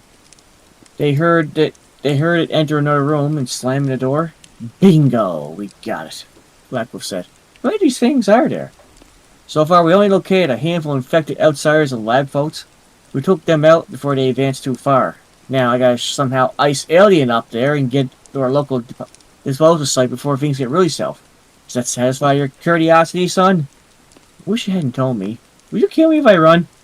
This is a highly classified initiative. What do you think? Good news is that there's a way out of this if you do as I say. Curtis sighed. What do you want for me to do? It's closed itself off in the room at the top of the stairs. I need to go up there and get its attention. And when it comes after you, lead it back down. I'll use some high-impact rounds to penetrate its skull. Questions? This is classified. How do I know you won't shoot me when this is all over? Because I always keep my word. But if I ever get wind that you've been shooting off your mouth, I'll come back and kill you myself. I think we both know that the only reason you're going up there is to save your skin, so if that works, I'll owe you your life. Can you work with that? Curtis nods. Let's just get this over with. And Black Wolf began loading the gun's magazine while Curtis grabbed the lantern and climbed the creaky stairs. Oh Jesus, oh Jesus, oh Jesus. Curtis's legs were shaking, his teeth clattering. Icy sweat slid down his back like cold fingers as he inched closer to the room where he did not want to go. When he reached the second floor, Curtis stopped and listened. He'd been too quiet for too long. I wondered just how cunning the humanoid was. He tiptoed to the room where he last heard the creature, a bedroom. He threw open the door and stepped back, expecting an assault, and when nothing came, he eased his head to the dusky room and looked around. In the dimness, he could make out a filthy mattress on the floor surrounded by cigarette butts, used syringes, and empty liquor bottles. Seeing nothing of the murder bug, he entered, and Curtis stepped into a puddle of dark goo. Why don't this thing just die? He followed the goo's trail to the adjoining bathroom where he found the door ajar. This man.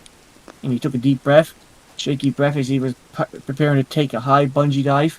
When he was ready, he eased the door open and leaned inside, and a thick sting of drool dropped on the floor in front of him, with the bathroom ceiling. Hirsch jumped back just in time to avoid being crushed. He screamed and bolted from the room, and he flew down the stairs 3 at a time as the stairs lumbered after him. The air behind him moved as the thing swung its powerful arms, giving a loud bark each time it missed. Black Wolf was at the base of the stairs waiting to fire. Seeing him, Curtis felt equal parts panic and relief. Pop, pop. Wet clunks of brain and bone splattered over the staircase, and Curtis barely made it over the rail and out of the way of the howling beast as it tumbled down the stairs behind him. The broken creature flopped at Black Wolf's feet, and he fired 3 more enhanced rounds into what was left of his exposed skull. Thick blood squirted from his shattered head, the flow decreasing with every fading heartbeat. A long, faded breath marked its end. "Oh my God, is it dead?" Curtis hollered. Black Wolf kicked the carcass with the tip of his heavy boot, and yeah, it's dead. "Now go to the bar and look for anything we can use to tie to the car, and pull it to the front. Hurry!" Curtis was too stunned to move, so Black Wolf went over and pulled him to his feet. "You're gonna be fine. Just let the adrenaline sun down. Now go and get." A wet, tearing sound came from the dead monster. "Oh no," Black Wolf muttered. "What do you mean? No, it's not. Is it dead or not?" Black Wolf eased over the carcass, and he turned on his small backlight and shined it on the twisted face. Its jaws cracked apart, ripping the sound skin and like cellophane. 3 thick, spider-like legs appeared on each side of the monster's mouth, spread as wide. An oily, black object the size and shape of a baseball pulled itself out of the ruptured opening and crawled onto the dead creature's chest. It looked like a clawless crab, with 2 eyes attached to short stalks. It hissed at Black Wolf. "What's happening?" Curtis pleaded. "Is that the worst?" Black Wolf raised his gun and began firing, but the alien arachnid jumped out of the way with blurry speed. It charged forward, working its way towards Black Wolf, forcing the Curtis to back up against one of the living walls. Black Wolf kept firing until the gun's chambers sprang forward and clicked. "Oh God, this is it, isn't it?" Curtis barely recognized his own voice. "Please let it be quick. I don't want to feel that thing biting me. It infected me. Please, God." And then the shimmering creature crawled towards them, its dagger feet clicking on the warped wooden floor. Black Wolf hurled his gun at the creature, unsurprised when he missed. He tried to move to his left and right to get around it, but by hopping from side to side, it blocked his path before he could complete a whole step. When the monstrosity was 6 feet from him, it reared back, exposing 4 dripping mandibles. It lurched forward. Crunch! Curtis and Black Wolf jolted. A razor came up behind the creature, hammering it repeatedly with a long metal lampstand. Red and little gunk squirted out, some spraying onto Curtis' sneakers. "So," Razor said, "what did I miss?" 2 kids waited in the back seat of Black Wolf's Sedan while he torched the farmhouse. Curtis figured it must be necessary to destroy all the evidence of the monster. While they waited on Black Wolf to return, he filled Razor on everything that had happened while he was unconscious. The information had Razor contemplating every possible meaning of the term grave concern. "Did you think he was going to have to kill us?" Razor asked. "This is some born identity kind of stuff." "Nah, I think the guy's just cutting us loose. He's just seemed like the type. Dangerous but reasonable. He had a job to do, that's all, and he helped him to do. So all we gotta do is convince him that we'll keep our mouths shut, and I think he'll be cool with that." Curtis looked out the rear window and saw the silhouette of Black Wolf sprint across the way as the house blazed behind him. Black Wolf jumped in front and slammed the door shut, then sat silently for a good long while.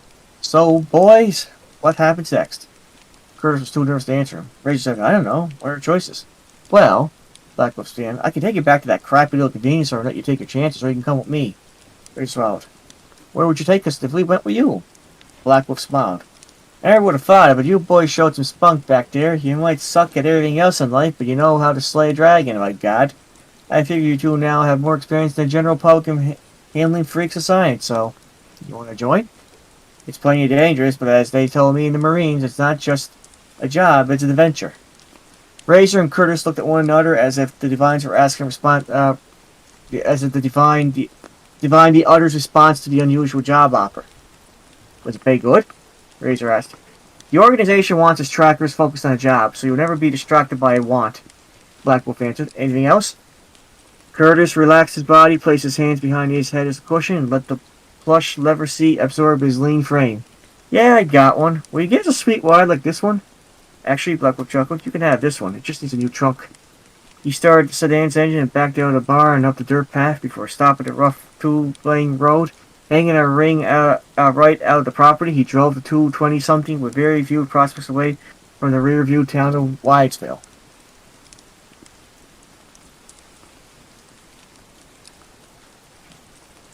Yeah, that's it. Had Took a an little bit of unexpected that. turn there, I had to admit. Had a little bit of that John Carpenter vibe, you know? I definitely got shades of Oh, the shoot, thing going on there. There we go. So how was it? That's pretty good. Vivid. Kind of visceral. Yeah. Yeah, it wasn't. When I first picked it up, I thought it was something like werewolf, but I guess I was wrong. Yeah, it was more of a where man. Yeah. It Yeah. was more of a where in the world it... Okay. Anyway. You're Does- the real monster, Jonas. Always. Does anyone... it's me next, right? Yeah. Does anyone mind if I take the one Drakon suggested? The SCP one? You can. Okay. I don't mind. SCP is our Halloween classic. Yeah. It's true. It stands for Halloween stands for Go ahead, Jonas. Okay. So this one has a picture at the end. It's work safe but creepy, and I will link it in the chat at the end. So, submitted for the approval of the Midnight Society by way of Drakon and the SCP Foundation. This is the young man. I almost muted myself. Anyway, nobody could like Corporal Lawrence. That's not to say that nobody tried, or that he was somehow unfriendly, merely that he was one of those few that seemed to be wired differently. However, in the trenches of World War I, normalcy was at best a relative term, and one that had minimal relation of life, such as it was. Lawrence fought, listened to orders, and didn't disrupt the other soldiers. And that was all that was required. So what if people had felt increasingly uncomfortable around him? In the place where the flesh rotting off your bones while you were still alive was the baseline of concern. A little personality conflict ranked several levels below a paper kite. Lawrence, for his part, dealt with it as he always had. That is to say, remained totally unaware of the avoidance. The same way a man blind from birth cannot mourn the memory of color, Corporal Lawrence couldn't bemoan a lack of company. He was quiet, as he had nobody to talk to, and still as he had nothing to do for long stretches of time. The enemy trench, less than a mile away, had gone silent for several days, letting boredom and nervousness sink in with even more than normal, coupled with the unease that seemed to radiate off of Lawrence like heat waves. The worst part was that there was no distinct reason to dislike the corporal. He was a plain man, average height, average build, bland of voice and action. Nobody could recall him raising his voice in joy or anger. He did have the occasional odd mannerisms, however. He tended to stare a beat or two longer than was acceptable of people. He rarely slept as well, and bunkmates said he would mumble in his sleep almost constantly. The content of those nocturnal ramblings, when they could be understood, were often odd and potentially unsettling. One private moved to another barracks when he heard the name of his daughter pass Corporal Lawrence's lips, followed by a bubbling, muffled giggle. It was strongly theorized that he was sent over the trench by his commanders more out of a desire to have him away than for his minimal combat skill. He and 14 of his fellows were sent across the nightmarishly scarred waste of the no-man's land between the trenches to reconnoiter the enemy trench and secure it if possible. Many seemed to hope that Lawrence would have the opportunity to prove his devotion to his country by making the ultimate sacrifice for it. It was while he was gone, that 3-day gap as the men held their breath, waiting for a surprise volley of shells, that someone started asking questions. Whereas before, it was almost taboo to speak of Corporal Lawrence, since the departure of both him and his aura. Rumors seemed to descend with the passion of the denied. Nobody remembered him ever talking of home. No sweet-smelling letters came, no soggy dirt-streaked letters left. He mentioned his dreams often, and griped sometimes with the men over missed foods or pleasures, but never with any real passion. Questions started to float among the higher levels of the command. Nobody was able to actually find his station orders. He'd come in with a squad of reinforcements transferred from France, but there was no paperwork. The rest of the reinforcement squad had never seen the man before he'd been lumped in with them the night before the trip, along with the snips and scraps of other squads decimated by the Germans. Whispers filtered among the grunts of the corporal being a curse. Nearly every man who'd shared a bunkhouse with him had gotten trenchfoot, and the rooms he haunted always seemed to smell more musty and sickly sweet, even for the trench. The men sent over the no-man's land with Corporal Lawrence heard and cared for none of this. Just another man among many, all with death certificates waiting a stamp that could fall at any moment. They moved fast and low from crater to crater, slipping over slick mud and barbed wire, the only thing that seemed to grow in that blasted waste. Charging the last spurt and into the trench, they were greeted not with the harsh bark of German orders and rifles, but a dense, close silence. Preparing for ambush, the men started to filter out into the tunnels and halls of the trench. The men, already nervous, were not calmed by their investigation. The trenches stank of mold, sweat, and a thin undertaste of rotten fruit. A vile, cloying slime as you have to pulled in every divot and crack, sticky as glue and itchy on the flesh. In a world where rats and insects would try to snatch food from your mouth, even as you ate, they saw nothing alive, not so much as a fly. An armory lay in chaos, munitions spilled on the ground, rifles tossed like pickup sticks. A mess hall had been reduced to ruins, the tables and chairs piled in the center of the room, charred and twisted, the rations seemingly stamped into the dirt by many feet. And still, nothing alive or dead was found by the increasingly anxious soldiers. Private Dixon found the first body, and managed to cry out before vomiting. They knew it had been a man only because nothing of that size could have else have been there. It lay upon the floor of the barracks, the entire floor. The flesh of it had been smeared somehow, spread like butter over the rough dirt floor. Bones, already looking pitted and rotten, stuck out at random angles like dead trees in a still swamp. The skull rested on one of the highest bunks facing the doorway, 10 gleaming white fingertip bones crammed into the cracked eye sockets.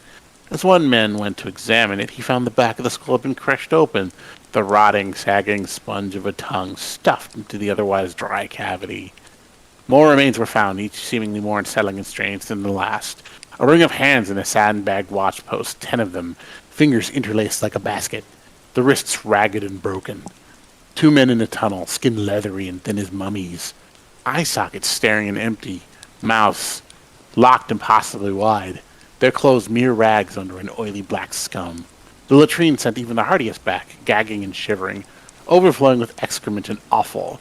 Gobbets of meat bobbed and oozed in the foul sludge. The whole surface dotted with what looked like thousands of clean, slick eyeballs, nerves and tendons fanning out like goldfish tails.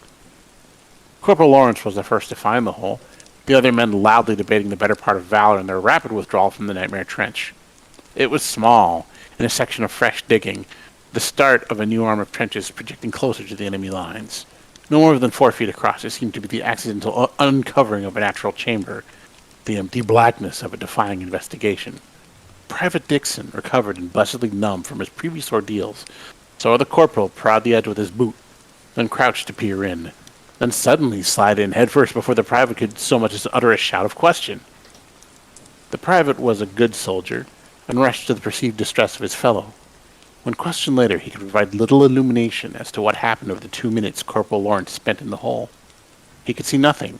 The light of a torch seemingly gobbled up a few feet in that dense blackness. There were sounds. The rustle of movement over loose stone or rubble. An odd liquid shifting. A dry rustle that made him think of the insect husks he'd used to collect in the summer. As he shouted for aid, there was a sudden upwelling of a repulsive stench, like a reptile house gone sour and old, and his fellow soldiers found him retching helplessly beside the hole when they came around the turn. It was as they rushed to Private Dixon's aid that the hand emerged from the hole. They stopped and raised rifles as one body, roaring for the owner of that pale, trembling hand to identify himself. As they watched, another hand joined the first, followed by the pale, shivering head of Corporal Lawrence. He was streaked and smeared with a tarry black ooze, hacking and coughing thinly as he hauled his body up beside that of the gasping private. As they moved to help the men, the corporal vomited up a heavy stream of the same repulsive slime that covered his body in smears and globs, his curled, shuddering body voiding more of it into his saturated, fouled pants. Gross. They were hesitant to touch him, finally doing so after the seemingly endless river of grime stopped pouring from him. He was insensible, eyes rolling and wide, body as limp as a boned fish. The men quit the trench with all speed. Half dragging the corporal, they ran with no thought for cover or death, only escape. They crossed in record time, falling into their home trench like so much cordwood, gasping and shivering. One man known to have bludgeoned a German to death with a brick hurled on the floor at a sobbing heap. The commanders moved quickly, isolating the men and trying to calm the most lucid for a report. What spilled out would have been immediately dismissed as lies and hallucination, if not for the earnest pleading stares of those reporting. Command calmed them with explanations of battle fatigue and strange gas weapon tests, and stared silent, focused stares as the cowed men were ushered out. Corporal Lawrence had little to report. Of his time in the hole, he would, or could, say only little. He stated that he'd slipped and fallen into what may have been some long-blocked underground pool, or perhaps a buried latrine. Of the sounds and smells reported by the private, he had nothing to say, only that he had struggled a short time, then managed to get back out just as the men arrived.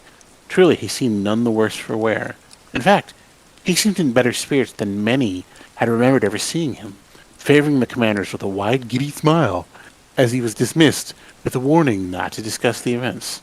The corporal proved a changed man over the next few days. He was more talkative, but quickly had men wishing for his old, unsettling silence. He rambled about the joys of closed spaces, of creation and destruction that seemed to spring up all around them, about human pleasures missed, the dimensions and ages of which made some men threaten Corporal Lawrence with a quiet and ignoble death, which only seemed to stretch the near constant smile on his face even wider. Private Dixon, one of the corporal's bunkmates, whispered to a friend that he had woken once to find the corporal standing over him in the night, his eyes as bright and flat as silver dollars. They found the private the next day snarled in the barbed wire, his intestines spread nearly 10 feet around him in every direction. Not one man from that trench survived the Great War, although a few died in battle. A wave of sickness took the trench a few days after Private Dixon's death. A strange wasting sickness that seemed to eat the flesh like acid, men waking to find previously healthy flesh eaten down to the bone, oozing and blackened. A sergeant was found in the latrine, beset by a living carpet of rats. They refused to quit the body even when shot, and attacked several men before the body was recovered. Relief finally came, the bulk of the men being sent to various hospitals, many wasting away before they ever reached a bed. Corporal Lawrence was remanded to a French mental ward, transferred after several complaints from the hospital proper where he was first sent. It seemed his behavior hinted at a growing mental imbalance, culminating with an attempted sexual assault of a nurse, which ended with the loss of 3 fingers from her right hand and the vision in her right eye. The corporal would rant quietly to the other patients, whispers about endless halls, pursuits in the dark, flesh laid out like the pages of a book. It was dismissed as so much war fatigue, even as his behavior grew less violent and more unsettling. He vanished several times from the ward, only to appear several hours later as if nothing had happened. When pressed, he would begin to sing, "My body lies over the sea," in an endless monotone until the doctors left exasperated. Others on the ward clamored to be transferred from the whispering madman. A stale, musty foulness seemed to sit in the air wherever he stayed, and incidents of infection in the strange consuming sickness that had beset his home trench seemed to follow him like a cloud. Numerous attempts were made to transfer the man, only to be met with bureaucratic confusion. No records were found of the man, no entry papers, commendations, or incidents, not even a birth certificate. Through it all he sat for hours on end, cross-legged on his bed, occasionally humming tunelessly, or rambling off the names of his wardmates between short bubbling giggles. Corporal Lawrence and 18 men vanished one November night, between a 5-minute nurse rotation at 3 in the morning. The room reeked of rust, oil, mold, and sweet rot. Thick, black swaths of crumbling ooze coated the bed and several of the walls, wide patches of it smearing and eating into the floor. Of the men there was no sign at first.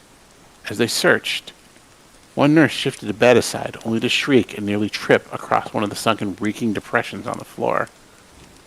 In a tight, perfect spiral were what appeared to be hundreds of teeth, resting neatly on the floor. After counting, they accounted for all the total of the teeth of every living soul in that ward but one. The corporal was never found, nor were the men. The incident was swallowed by the constant barrage of horrors from the front, and forgotten with ease. Stories of a cursed trench wandered across the front line, often squelched for being bad luck. Still they came.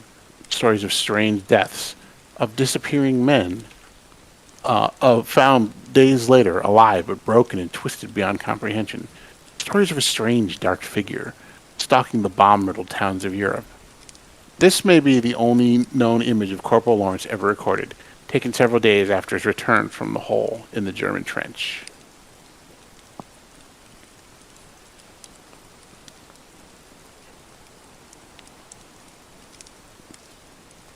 That's it. A conspiracy. You know, I enjoy that the more horrible things got, the more glee I heard creeping into your voice in the I way you noticed were that too, describing actually. them. You're like, skin spread like butter. Black It's, ooze. I've had a positive influence on you, Jonas. Yeah. Or you're just trying to That's get true. the audience's skin. There you go. All Good one, right, Drakon. I Very believe. good. Yeah, that was interesting. I believe it is now Miller time. All right.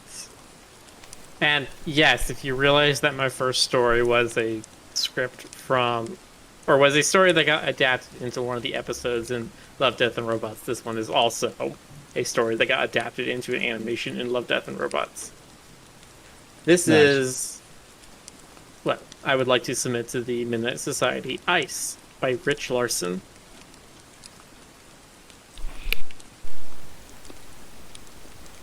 Cedric had used his tab to hack Fletcher's alarm off, but when he slid out of bed in the middle of the night, his younger brother was wide awake and waiting, modded eyes a pale, luminous green in the dark. "I didn't think you were actually going to do it," Fletcher said with a hesitant grin. "Of course I'm going to." Cedric kept his words clipped, like he had for months. He kept his face cold. "If you're coming, get dressed." Fletcher's smile swapped out for the usual scowl. They pulled on their terminals and gloves and gumboots in silence, moving around the room like pieces of a sliding puzzle, careful to never inhabit the same square space. If there was a way to keep Fletcher from coming short of smothering him with a blanket, Sedgwick would have taken it. But Fletcher was 14 now, still smaller than him, but not by much, and his wiry, modded arms were strong like an exoskeleton's. Threats were no good anymore. When they were ready, Sedgwick led the way past their parents' room to the vestibule, where they had coded to his thumb in penance for uprooting him again. This time dumping him onto a frostbit fucking colony world where he was the only unmodded 16-year-old for about 1,000,000 light years. They said he had earned their trust, but did not specify exactly how. Fletcher, of course, didn't need to earn it. He could take care of himself. Sedgwick blanked the exit log more out of habit than anything, and they stepped out of the cold vestibule into the colder street. The curved ceiling above them was a night sky hollow, blue-black with an impossibly large cartoon moon, pocked and bright white. Other than Sedgwick and his family, nobody in New Greenland had ever seen a real Earth night. They went down the housing row in silence, boots scraping tracks in the frost.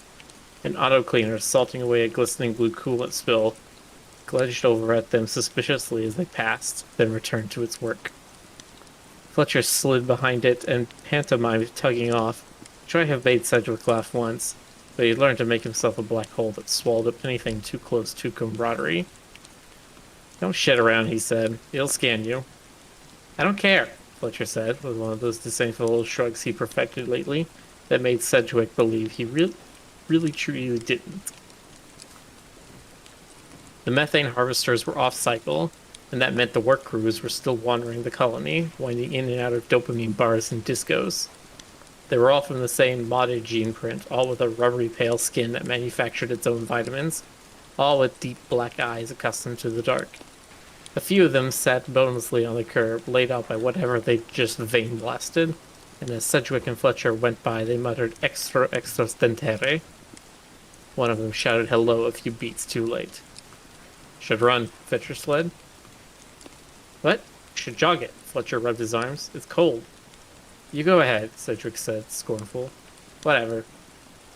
They kept walking. Aside from the hollows flashing over the bars, the upstreet was a long blank corridor of biocrete and composite.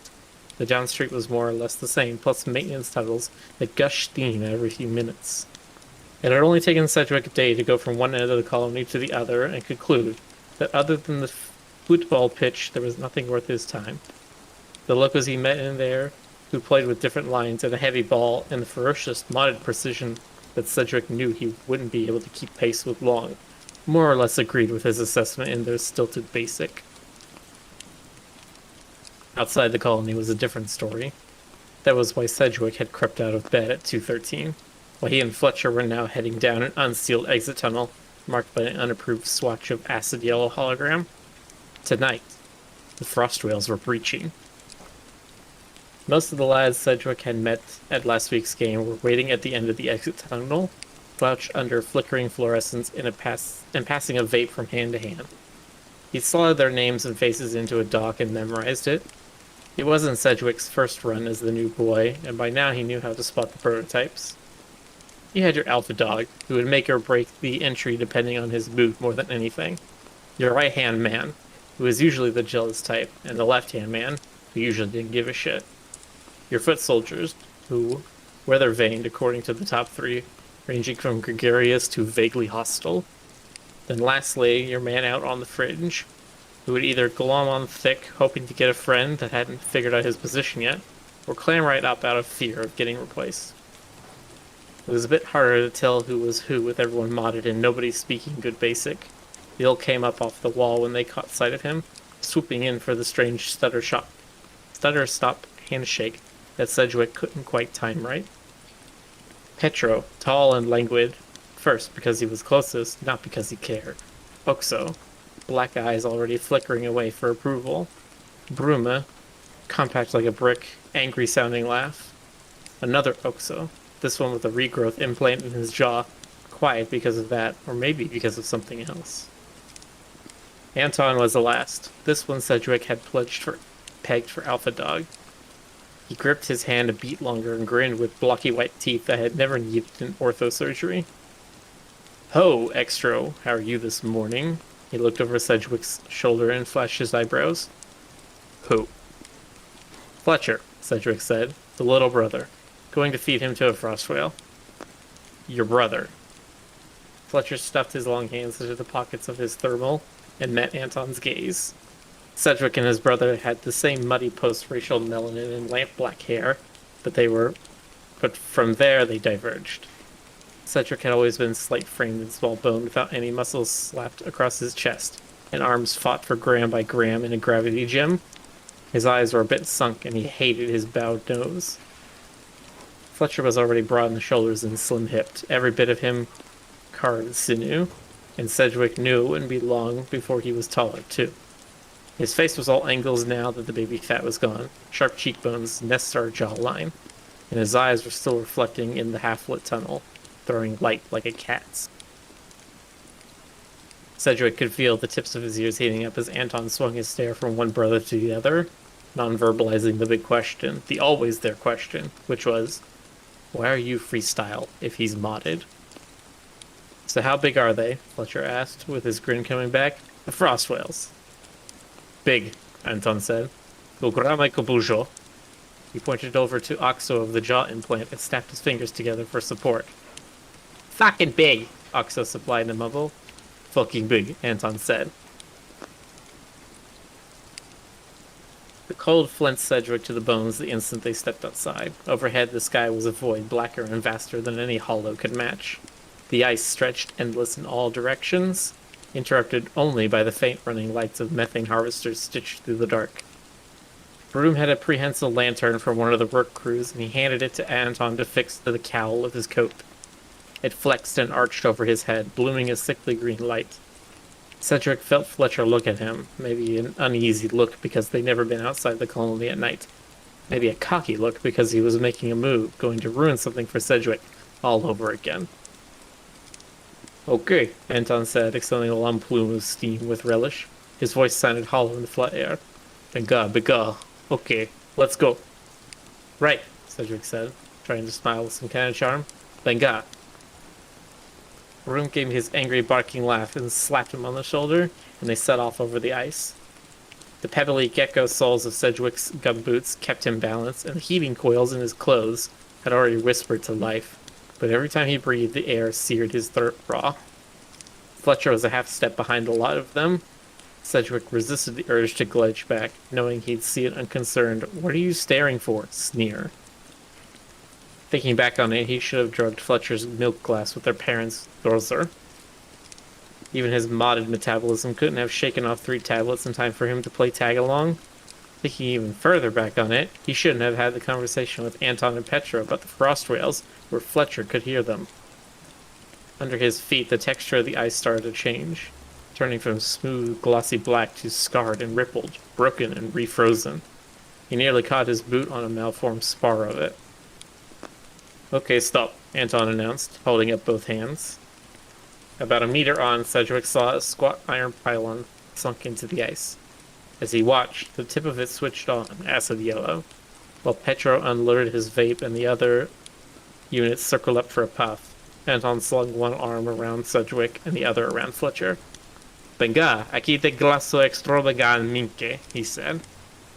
The string of sounds was nothing like the lesson Sedgwick had stuck on his tab. Anton shot a look over to Oxo of the jaw implant. He was hunched over the vape, lips tinged purple. Here, Anton reiterated, gesturing past the pylon. Here, frost wheels up.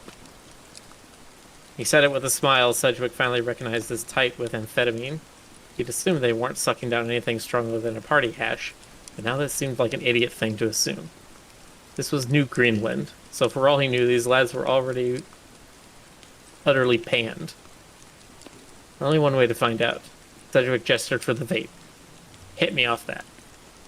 Pedro gave him a slow clap, either sarcastic or celebratory, while he held the stinging fog in his lungs for as long as he could. Maybe because Fletcher was watching. There was only a bit of head spin, but it was enough to miss half of what Oxo of the jaw implant was saying to him.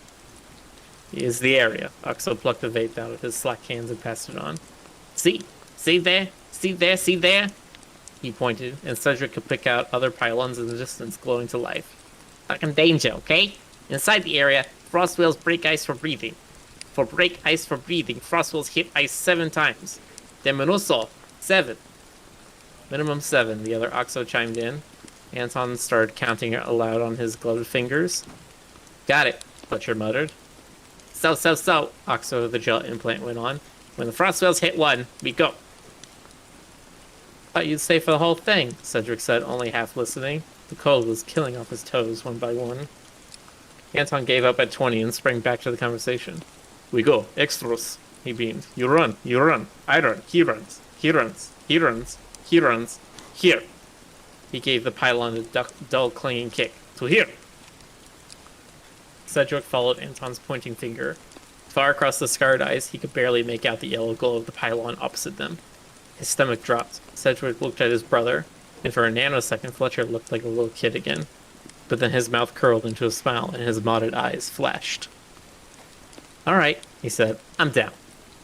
Sedgwick was a breath away from saying, no, you fucking aren't, from saying, we're heading back now, from saying anything at all. But it all stuck on his ribs, and instead he turned to Anton and shrugged. Venga, he said. Let's go. The handshakes came back around, everyone hooting and pleased to have new recruits. Fletcher got the motion on his first try. When the vape met its final circle, Sedgwick gripped it hard and stared out over the black ice and tried to stop shivering. Sedgwick knew Fletcher was faster than him. He'd known it like a stone in his belly since he was 12 and his brother was 10, and they'd raced on a pale gray beach back on Earth. Prickling fog and no witnesses.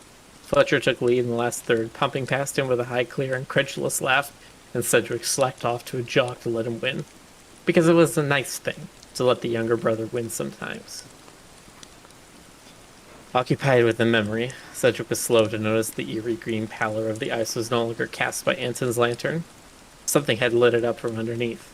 He stared down at the space between his boots, and his gut gave a giddy helium lurch. Far below them, distorted by the ice, he could make out dim, moving shapes. He remembered that frost whales navigated by bioluminescence. He remembered that the methane sea was deeper than any on Earth. Everyone tightened the straps of their thermals, tucked in their gloves, and formed themselves into a ragged line that Sedgwick found himself near the end of, Fletcher beside him. Anton waltzed down the row and made a show of checking everyone's boots. Grip, he said, making a claw.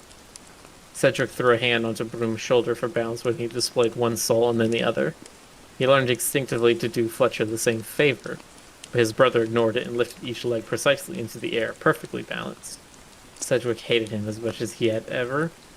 He glued his eyes to the far pylon and imagined it was the first cleat of a dock on a radiant gray beach. Under their feet, the ghostly green light receded, dropping them back into darkness. Sedgwick shot Oxo of the jaw implant a questioning look. First I see ice, Oxo mumbled, rubbing his hands together. They see ice for thin area, then down, by making momentum, then, in one by one line, up, Sedgwick guessed. On cue, the light reappeared, rising impossibly fast. Sedgwick took a breath and coiled to spring. His imagination flashed him a picture. The frost rail rocketing upwards, a blood and bone engine driven by a furious threshing tail hurtling through the cold water in a cocoon of bubbling gas. Then the impact quaked the ice in Sedgwick's teeth, and he thought about nothing but running. For 2 hard heartbeats, Sedgwick fronted the pack, flying across the ice like something unslung. The second impact nearly took his legs up from under him. He staggered and skidded, regained his balance, but in that split second, Petra was past him. And Anton, and Oxo, Broom, Fletcher at last. Sedgwick dug deep for every shred of speed. The ice was nowhere near smooth, scarred with pocks and ridges and frozen ripples in the methane, but the others slid over it like human quicksilver, finding the perfect place for each footfall. Modded. The word danced in Sedgwick's head as he gulped cold glass. The green light swelled again, and he braced before the third frostwell hit. The jolt shook him, but he kept his footing, maybe even gained half a step on Oxo. Ahead, the race was thrown into relief. Broom's broad shoulders, Anton's thrown back head, and there, sliding past gangly Petra for the lead, was Fletcher. Sedgwick felt hot despair churn up his throat. His eyes raised to the pylon, and he realized they were over halfway across. Fletcher pulled away now, not laughing, with that crisp, bounding stride that said, "I can run forever." Then he glanced back over his shoulder. For what? Sedgwick didn't know, and in that instant his boot caught a trench and slammed him hard to the ice. Sedgwick watched the others vault past, Anton pushing to half-drag Fletcher back upright on the way by. Benga, extra! The fourth frostwell hit, this time with a bone-deep growing crack. Everyone else had overtaken Fletcher. Sedgwick would in a few more strides. Fletcher was just now hobbling upright, and Sedgwick knew instantly he'd done his ankle in. His modded eyes were wide. Sedge! All the things Sedgwick had wished so savagely in the night. That the doctor had never pulled Fletcher out of his vat. That Fletcher's pod would fail and translate to New Greenland. All of these things shattered at once. He swung Fletcher up onto his back, how they'd done as kids, and stumped on with lungs ragged. The fifth impact. Sedgwick's teeth slammed together and fissures skittered through the ice. He spared only a moment to balance himself, then stumbling forward again, Fletcher clinging fierce to his back. At the far pylon, the others hurtled to the finish, whooping and howling from a dozen meters away now, no more. They all seemed to turn at once as the sixth impact split the world apart and the frost rail breached. Sedgwick felt himself thrown airborne in a blizzard of shattered ice, felt himself screaming in his chest, but unable to hear it, deafened by the shearing boom and crack. Some part of Fletcher smacked against him in midair. Landing slammed the wind out of him, his vision pinwheeled from the unending black sky to the maelstrom of moving ice. And then, too big to be real, rising up out of the cold methane scene in a geyser of rime and steam, the frost whale. Its bony head was gunmetal gray, the size of a bust, bigger, swatched with pale green lanterns of pustule that glowed like radiation. Cracks webbed through the ice and something gave way. Sedgwick felt himself slanting, slipping. He tore his gaze from the towering bulk of the frost whale and saw Fletcher spread-eagled beside him, a black shadow in the burning lime. His lips were moving, but Sedgwick couldn't read them, and then gloved hands gripped the both of them, hauling them flat again along the breaking ice. Oxo and Oxo made sure they were all pulled past the pylon before anyone got up off their belly. Sedgwick, for his part, didn't even try. He was waiting on his heart to start beating again. "Sometimes 6, Anton said sheepishly, crouching over him. "Go to hell," Fletcher croaked from nearby, and in a moment of weakness, Sedgwick choked up a wavery laugh.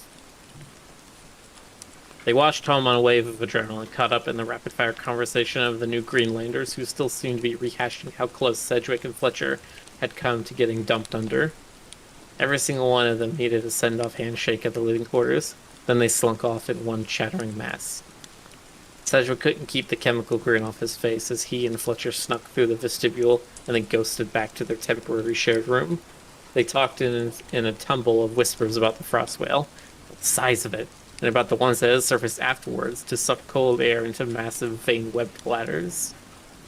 Sedgwick didn't want to stop talking, but even when they did, climbing into their beds, quiet felt different, softer. It wasn't until he was staring up at the biocrate ceiling that he realized Fletcher's limp had swapped sides on the way back. He swung upright, unbelieving. You faked it. What? Fletcher was rolled away, tracing the wall with his long fingers. You faked it, Sedgwick repeated. Your ankle! Fletcher took his hand off the wall, and the long quiet was enough confirmation. Sedgwick's cheeks burned. He thought he had finally done something big enough to keep him on the greater side of whatever fucked up equation they were balancing. But it was Fletcher feeling sorry for him. No, worse. Fletcher making him move. Fletcher manipulating him for whatever kinds of schemes floated through his botted head.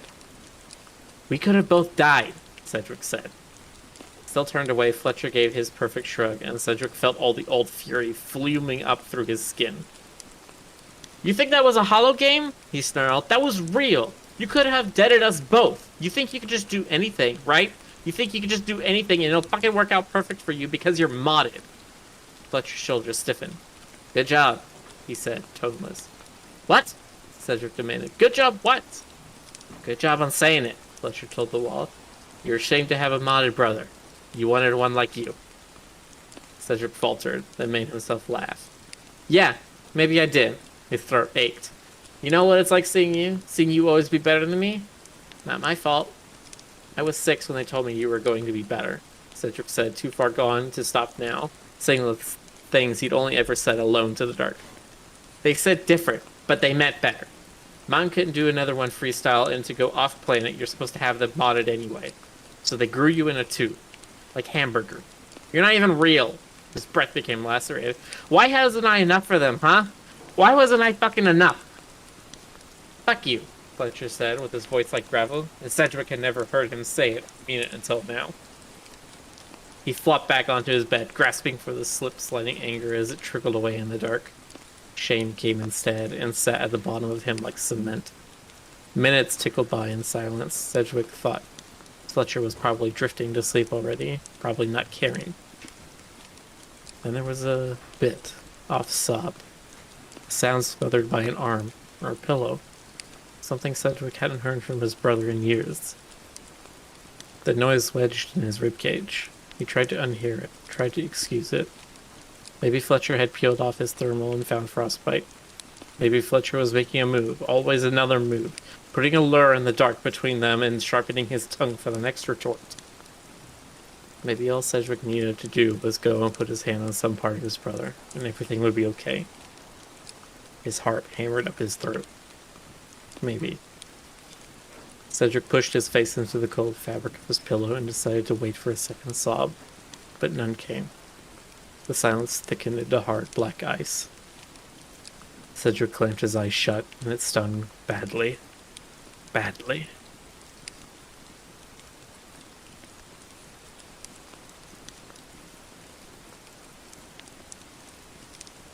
Thank you. Nice. Good characterizations. That was good. Yeah. What was that one called again? I forgot the title of it. Ice. Ice? Ice by Rich Larson. Yeah, good. Nice. Yeah, a little sci-fi. Nice ice. Ice, nice. Yeah, So- what accent I was trying to do, I was trying to make Anton kind of like Russian sort of thing, and then Oxo and Oxo were like Brooklyn. Oh, okay. Works for me. I don't know, just to make the characters sound different. Hmm. And then So, we are past midnight, so I think rather than go for another long one, which I was tempted to do, I'm going to go for an extremely short one to finish this all out for this particular session. Submitted for the approval, I suppose, of the After Midnight Society. This is a short little creepypasta. I do not see an author's name on it, though maybe if I click this... No, that's source code. I thought when they said view source, it might show me who wrote it. How silly of me. This one is simply called Next Time You'll Know Better.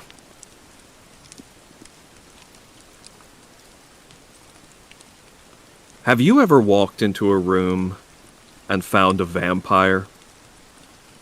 No, not the good-looking kind, but a foul creature with bony limbs and ashen skin. The one that snarls as you enter like a beast about to pounce. The kind that roots you to the spot with its sunken, hypnotic eyes, rendering you unable to flee as you watch the hideous thing uncoil from the shadows. Has your heart started racing, though your legs refuse to? Have you ever felt time slow as the creature crosses the room in the darkness of a blink? Have you shuddered with fear when it places one clawed hand atop your head and another under your chin so it can tilt you, exposing your neck? Have you squirmed as its rough, dry tongue slides down your cheek, over your jaw to your throat in a slithering search that's seeking your artery? Have you felt its hot breath release in a hiss against your skin when it probes your pulse, the flow that leads to your brain? Has its tongue rested there, throbbing slightly as if savoring the moment? Have you ever then experienced a sinking, sucking blackness as you discover that not all vampires feed on blood? Some feed on memories. Well, have you? Maybe not. But let me rephrase the question. Have you ever walked into a room and suddenly forgotten why you came in?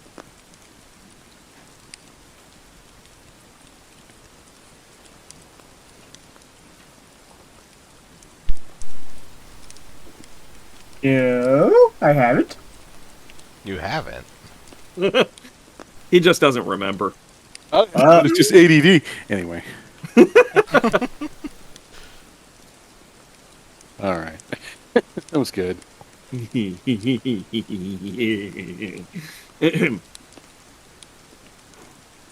liked it. Everyone's Yeah. good. I like that. It was bite-sized. It was bite-sized. Okay, It's all right, funny because all right. of vampires. And on that note, does anyone else have anything they would like to add? Oh, no says Colin, it's a cat. I only write like really short stories compared to everybody else. That's true. Do you want to do another one? I'll do another very short one. Okay. Very well. Okay. Alrighty then. Okay, this is also from Acre Falls, A Visitor's Guide by Kris Straub. The Hirsch Camera, 1870.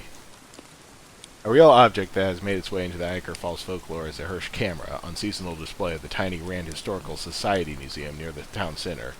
Its inventor, chemist Robert Hirsch, can claim ancestry back to the original 82 settlers of Acre Falls. He remarked in letters to colleagues that the town resided in a wonderland of alchemical potential. I believe that there is no more diverse geology west of the Alleghenies. The Hirsch camera is possibly the earliest functioning camera that was capable of color photography, predating Du Hauron's color photographs by 2 years. However, in photographic circles, this point is in contention. Most scholars argue that Hirsch's work does not represent the first concerted effort at color photography, and many of his trial attempts from 1870 show either a lack of interest or perhaps understanding in accurately reproducing color images. These early developed plates show washed out or partially inverted colors, as though from semi-exposed negative. Hirsch's process, however, is notable for its methodology. Rather than silver iodide, Hirsch used silver calcides to create one of the first panchromatic solutions.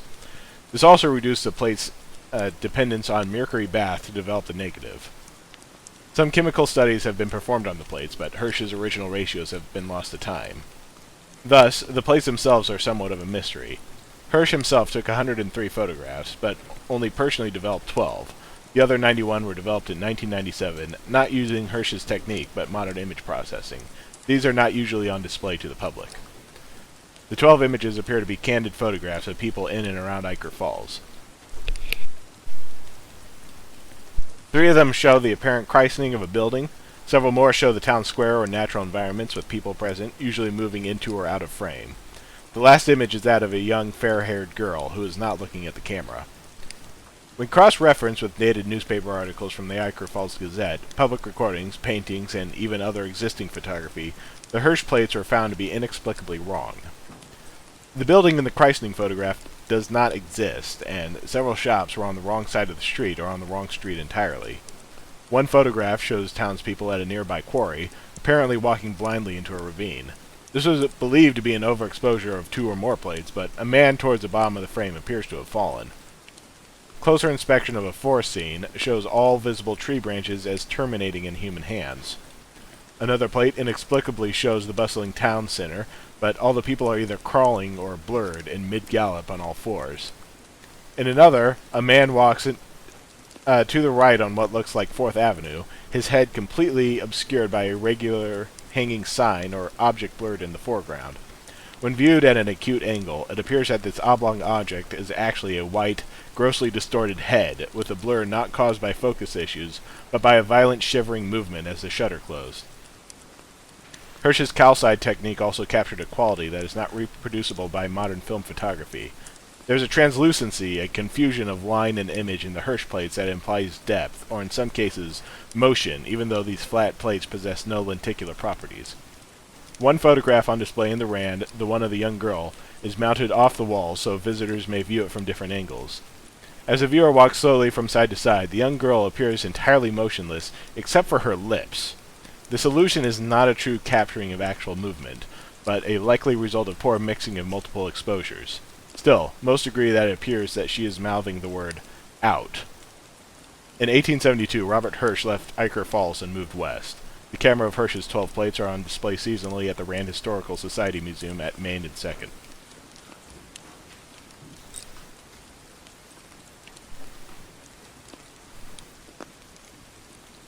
So, we gonna take a road trip? Yeah. Nice. I bring my Remember, camera. everything told to you tonight was absolutely true. Oh, yeah. Absolutely. You heard it, you can't unhear it. Ooh. You can't prove it didn't happen. Still be in your dreams. Okay, so that's all for tonight. I was trying to think of something to cap it with, and I was just like, nope, brain's not working. Tell people that we're planning to do Midnight Society stuff every Sunday this month. Yes, that is the plan. So if you found this to be a very spooky night, come next Sunday and we'll do it again. And remember, use the form if you want to submit suggestions for us. Yes. No promises. Yeah, no promises, but, we might do stuff. You never know. Indeed. I've been known to do stuff on occasion.